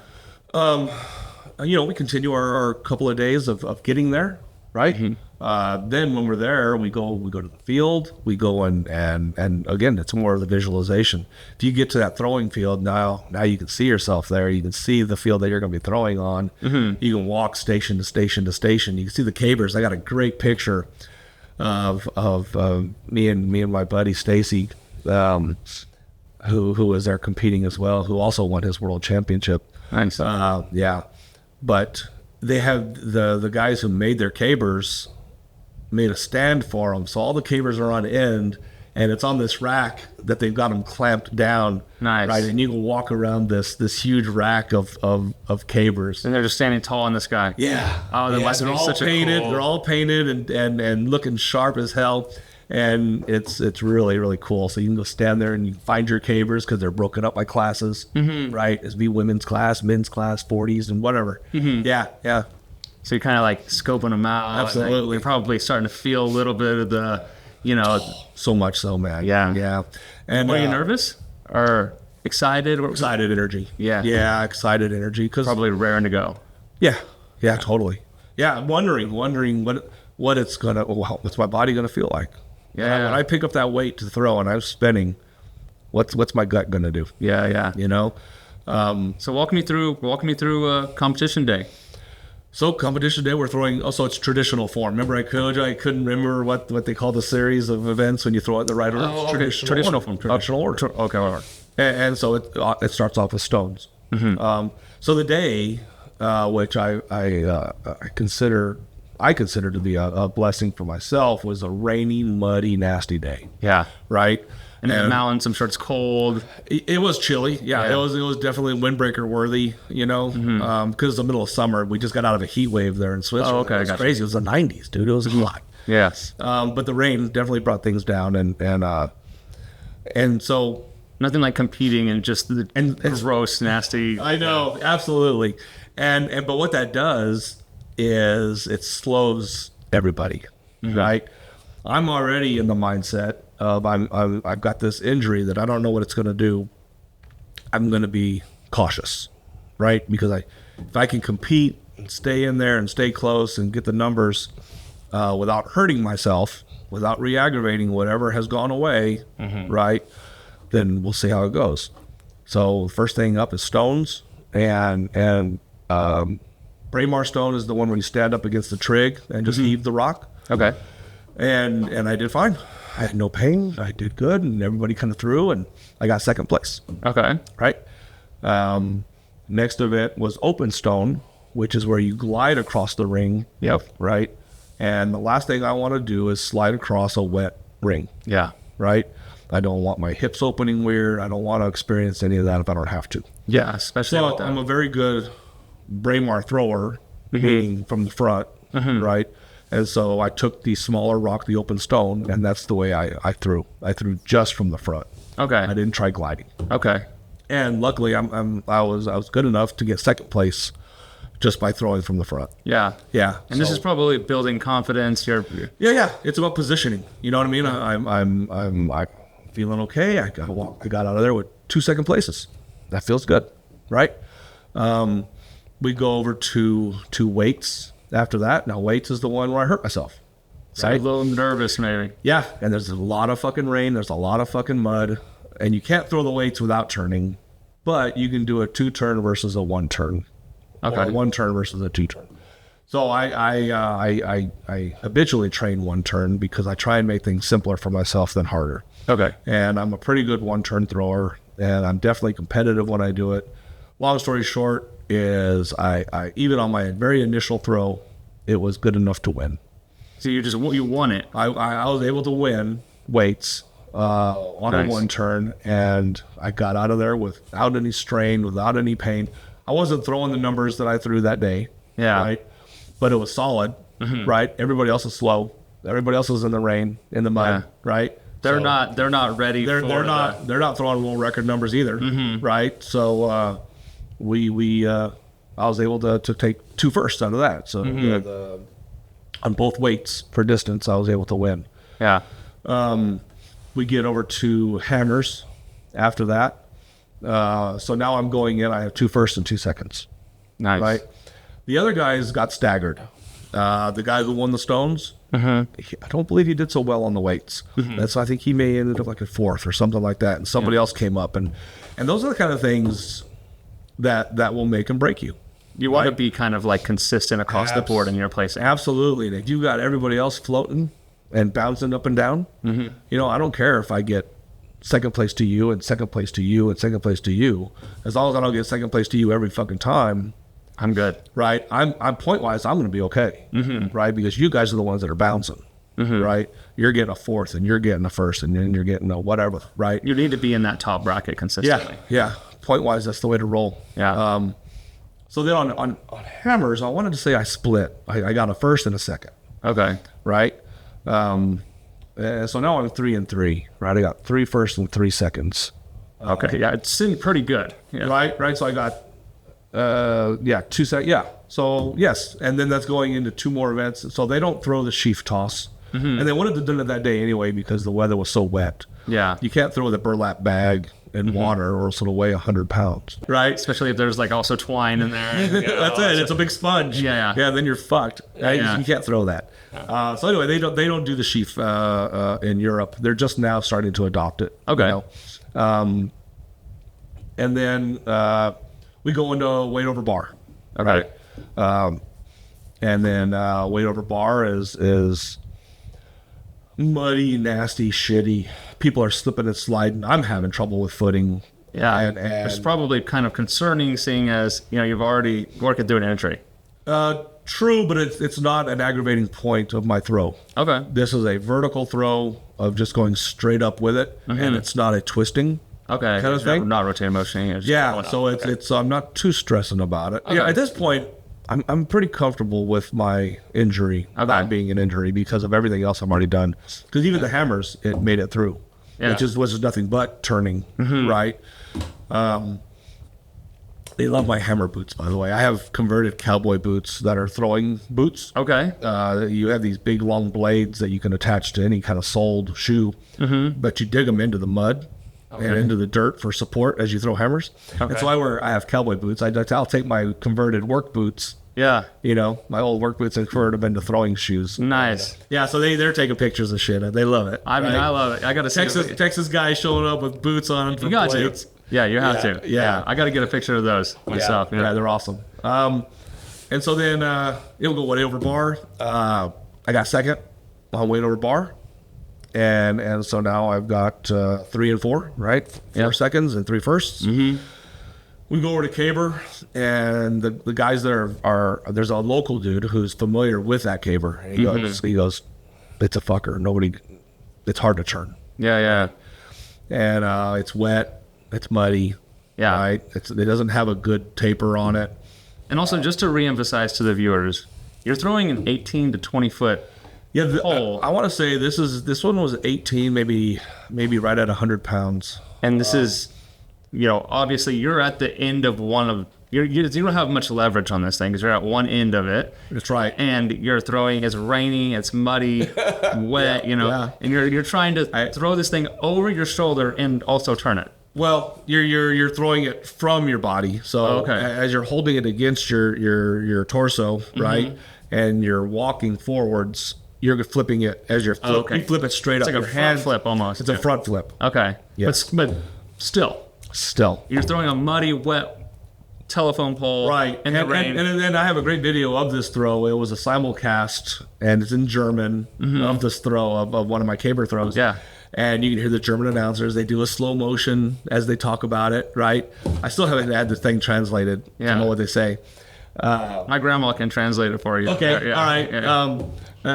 I've translated my head as something like absolute perfection. Well, maybe we should just leave it at that. Absolute perfection is what he said. What perfection is in German. Yeah. He did say the word absolute. Yeah. Right? That's awesome. You're good. All right. So, it comes to caber, and I'm the only one to turn the caber. Actually, there's a legend of the sport I got to throw with. Andreas is his first name. I don't remember his last name, but he was a German shot putter in the Olympics, right? And he's been in the sport forever. And this was his last game. He was sick coming into the early part of the year. He was septic, He was coming back and healing, and I was just honored to be able to throw with him in this competition, And he on his last throw turned it, but it was about a 2:00 throw. It barely went over, and then I had like 312s, I think, on the throw, and nobody else was able to turn it. And so that was a pretty big high to finish like that. So now I finished 4 first, 4 seconds. And that's the end of the day. And point-wise, I'm very comfortable and doing good, I can imagine. That feeling, that decompressed feeling of saying I got one. Yeah. Yeah. I mean, it must have felt like it did. You've worked all these years. You've tried, to get to this point. Yeah. And now you're standing. Well, one, you've gone through this kind of shitty day. You've already had an injury. Yeah. And then now you're sitting on top of the podium at number one. Yeah. I mean, what were you, relief, I'm sure. What would you feel? Yeah. It was, they can't take that from me, right? It's not a world record. It's not something that's going to go away. It's there. It's mine. I earned it and done, It's like I made it. It's like that. That's the big push for what you want. You're a world champion. Yeah. You're forever etched in time. There you go. That's very cool to be able to say that and be a world champion in anything. You know what I mean? Whether you're throwing, playing hopscotch or Highland Games or NFL, right? Mm-hmm. I mean, the world. Not many people can go off and say they're a world champion. Very something, And it was, I wouldn't trade it, man. Yeah. It's awesome. Yeah. Were you, I know, were you thinking about anything in those moments, like whenever you were going through those, those events and stuff? Was there anything in the back of your mind that kind of motivated you or kept you going, or? There wasn't. I didn't have that voice in there. That day was a good day, man. Mm-hmm. Again, when I was able to get through the non-injury part, and that kind of thing happening, I don't know that I sat and reflected on the path to get there. That all comes later, mm-hmm. More an appreciative kind of a thing of where you've been to get where you got, right? Yeah.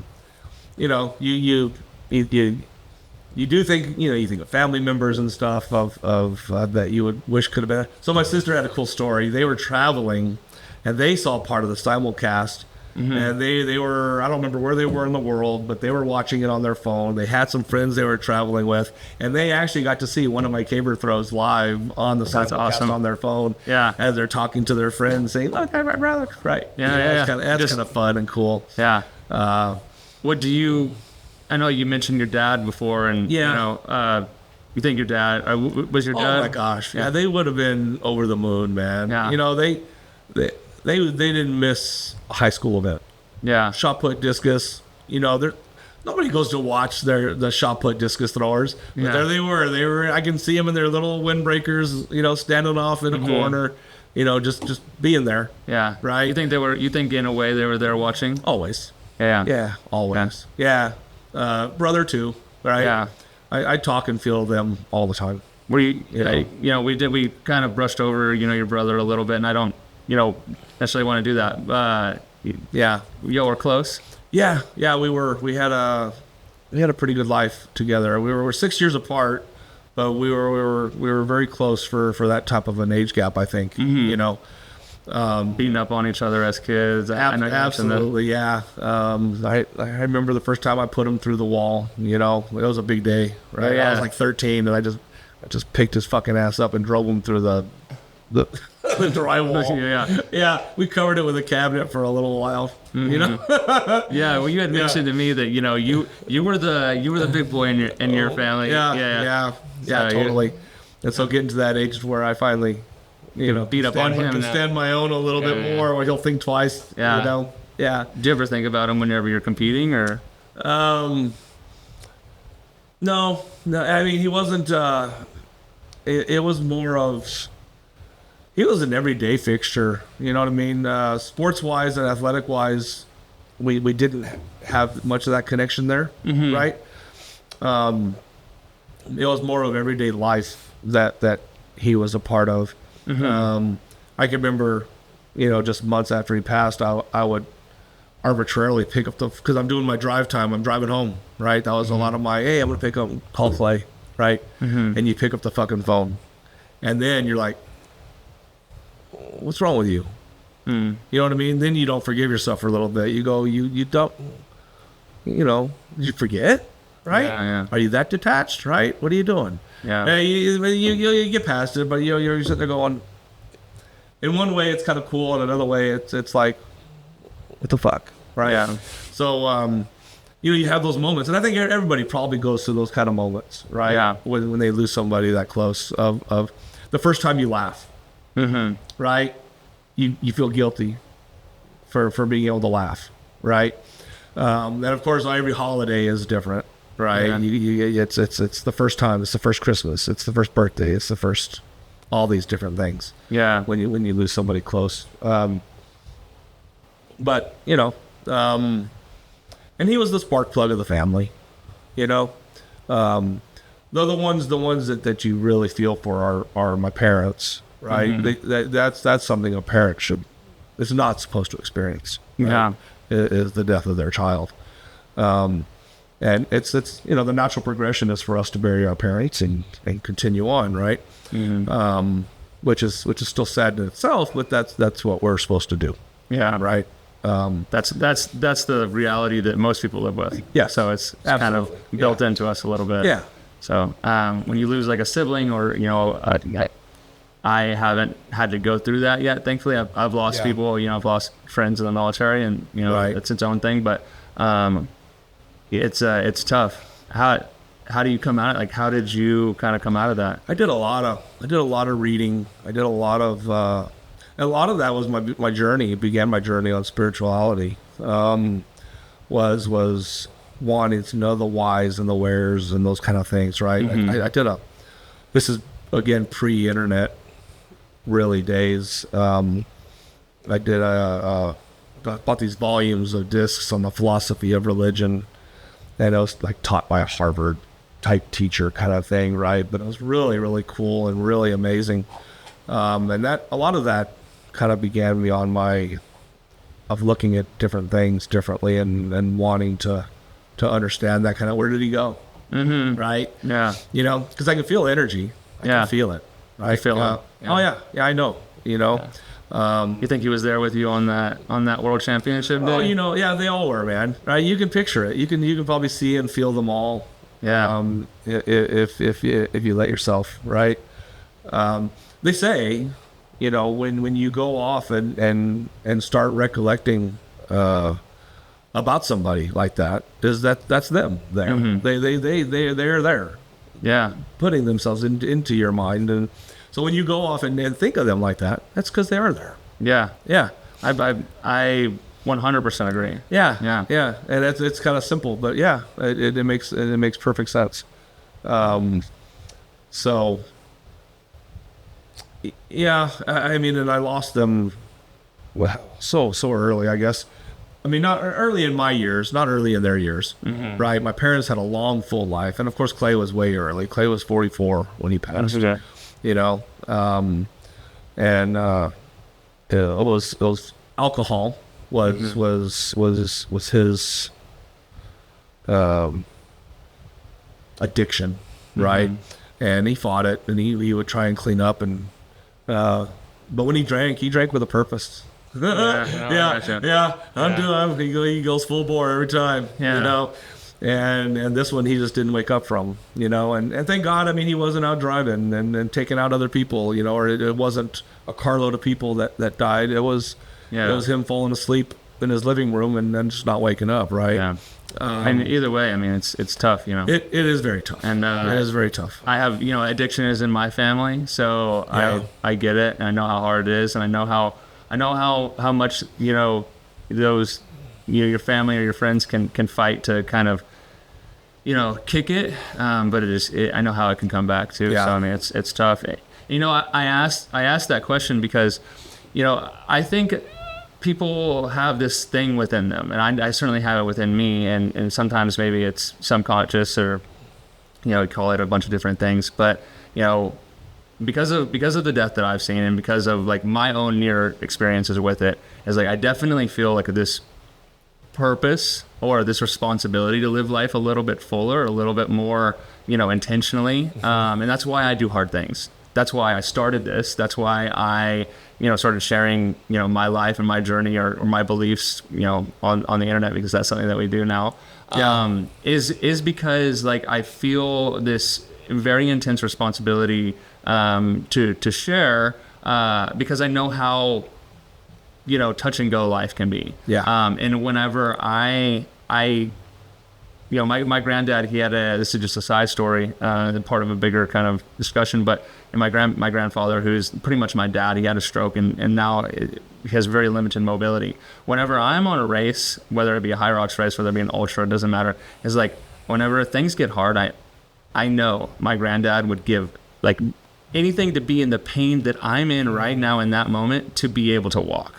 Right. So, and I know, you know, we just ran here at Thrive. We just did a Memorial Day event, and it was a pretty tough workout. And one thing that I said was like, you know, yeah, this is tough. This is going to be hard, but the people that we're doing for it would live a lifetime of this being hard rather than not be here. Right. And that's why I feel, you know, a responsibility, like I keep saying, to do hard things and to share, because I get to. I was given a second chance. I've seen a lot of people not get second chances, and I think that's kind of built into us. Like I've met a lot of people who have experienced loss in different ways, that have become these like very high achievers, or who decide at some point in their life that I am going to live this time that I have left, a lot more, you know, fully, with a lot more intention. And I feel like I see that in you a little bit. I don't know if maybe that's true, or maybe I'm overanalyzing, but I feel like maybe there is a little bit of that. Well, yeah, there's always the life too short, right? Mm-hmm.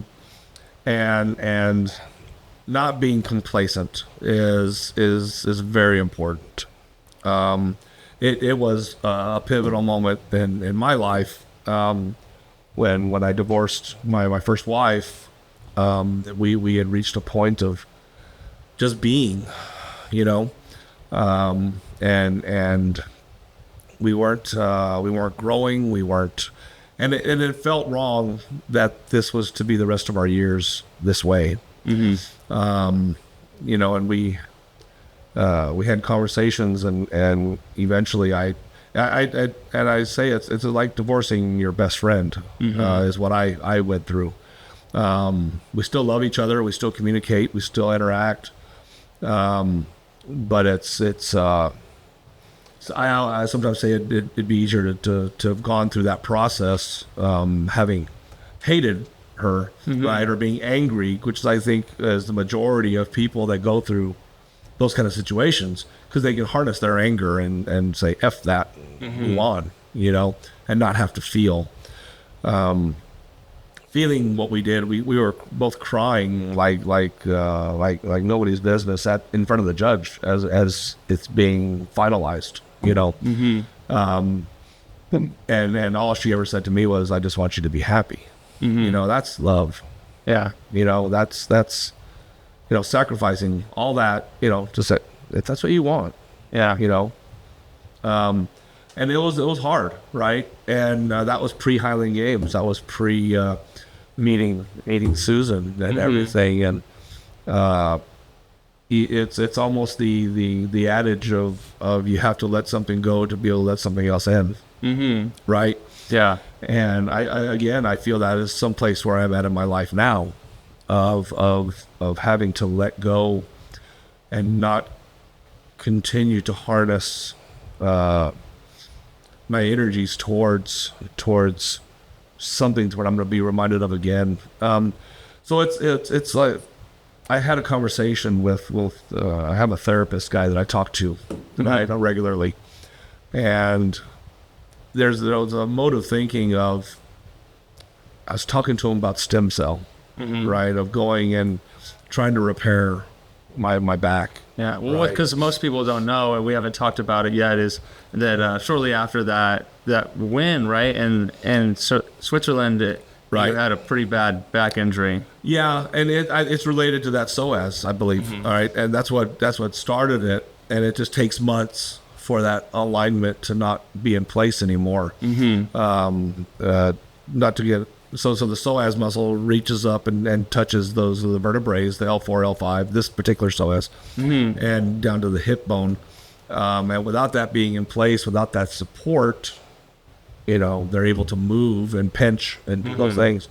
And so I began experiencing weakness and numbness in my legs. And after trying to do it holistically and trying to do all these other motivations, I finally go to a surgeon. And he kind of raised the bar on it. He said, we need to do this tonight. Wow. Yeah, and I'm like... So quick. He goes, I'm not trying to freak you out because you've been living with it for months. And he goes, but if this gets into the areas that control your sense of feeling when you have to poop, when you have to pee, and you lose that sensation, I don't know that I can get that back for you. Yeah. And you might be on a colostomy bag, and that might be your new life, right? And that's a scary. Yeah, so that scares the shit out of you, right? Yeah. No pun intended. Right? So, we did it the next morning. We said, all right, so that's much more important than the discomfort that I'm feeling. Yeah. So we went in and did it's called a laminectomy. It's just a decompression surgery. They went in and removed part of the vertebrae that was pinching. Okay. My original mind says, what is it? It's like pinching like a water hose, and we'll open it up and it'll flow again, right? Okay. Yeah. No, that's not the way nerves operate. No. No. So I am 1 year post-op right now. Okay. And that is the window that most surgeons will tell you. You'll have 12 to 18 months of regeneration of nerves, right? And usually, though, at that window, what you experience right now is what you're going to be.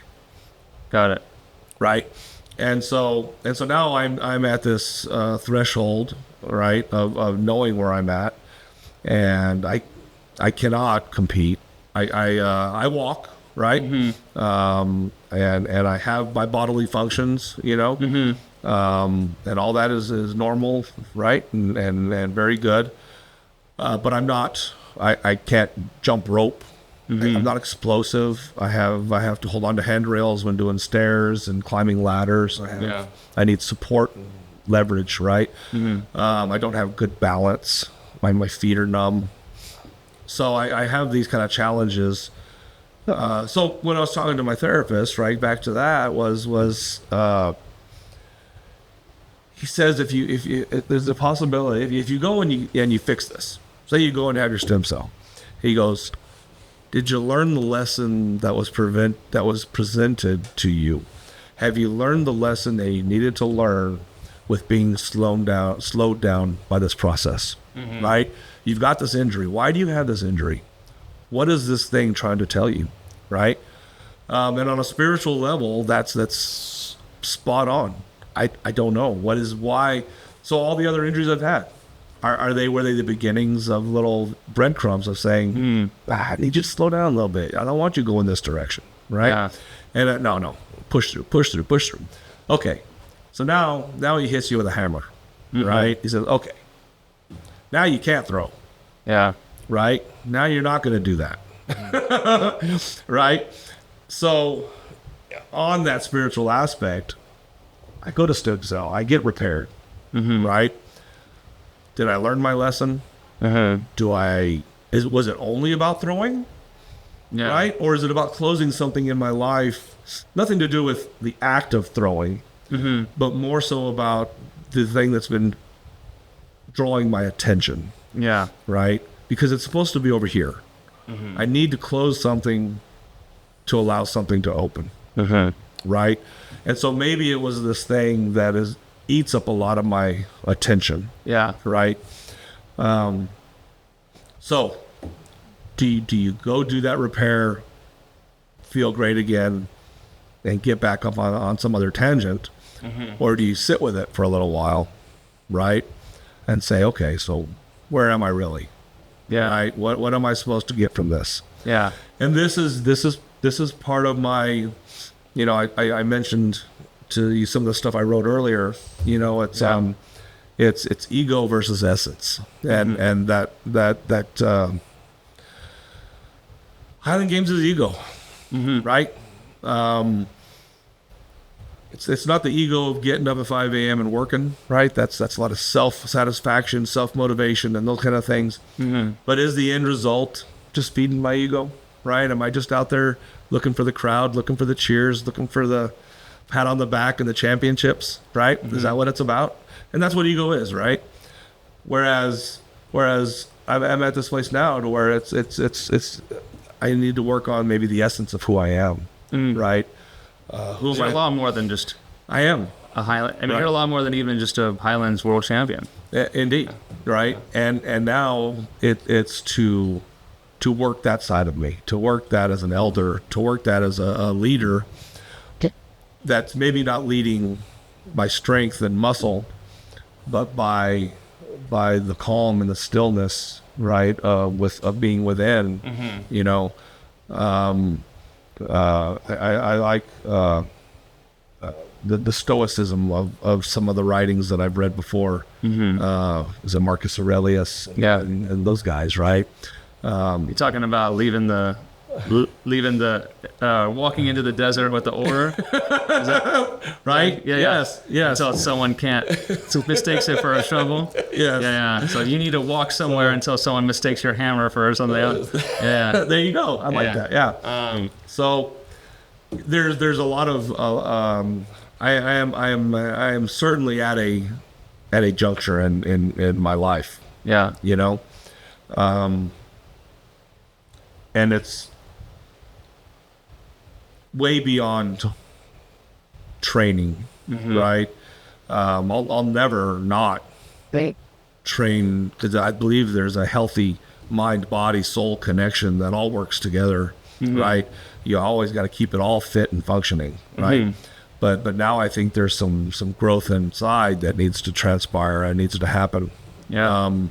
Go ahead. It was just to get where I'm trying to go is something that needs to happen. Well, you had written down some stuff kind of along the same vein. You want to go ahead and read it? Yeah, I'd be glad. And part of what I really enjoyed about this process with you is the reflection that it's put me through. Yeah. Right? Because I did not take it lightly that you wanted to speak to me.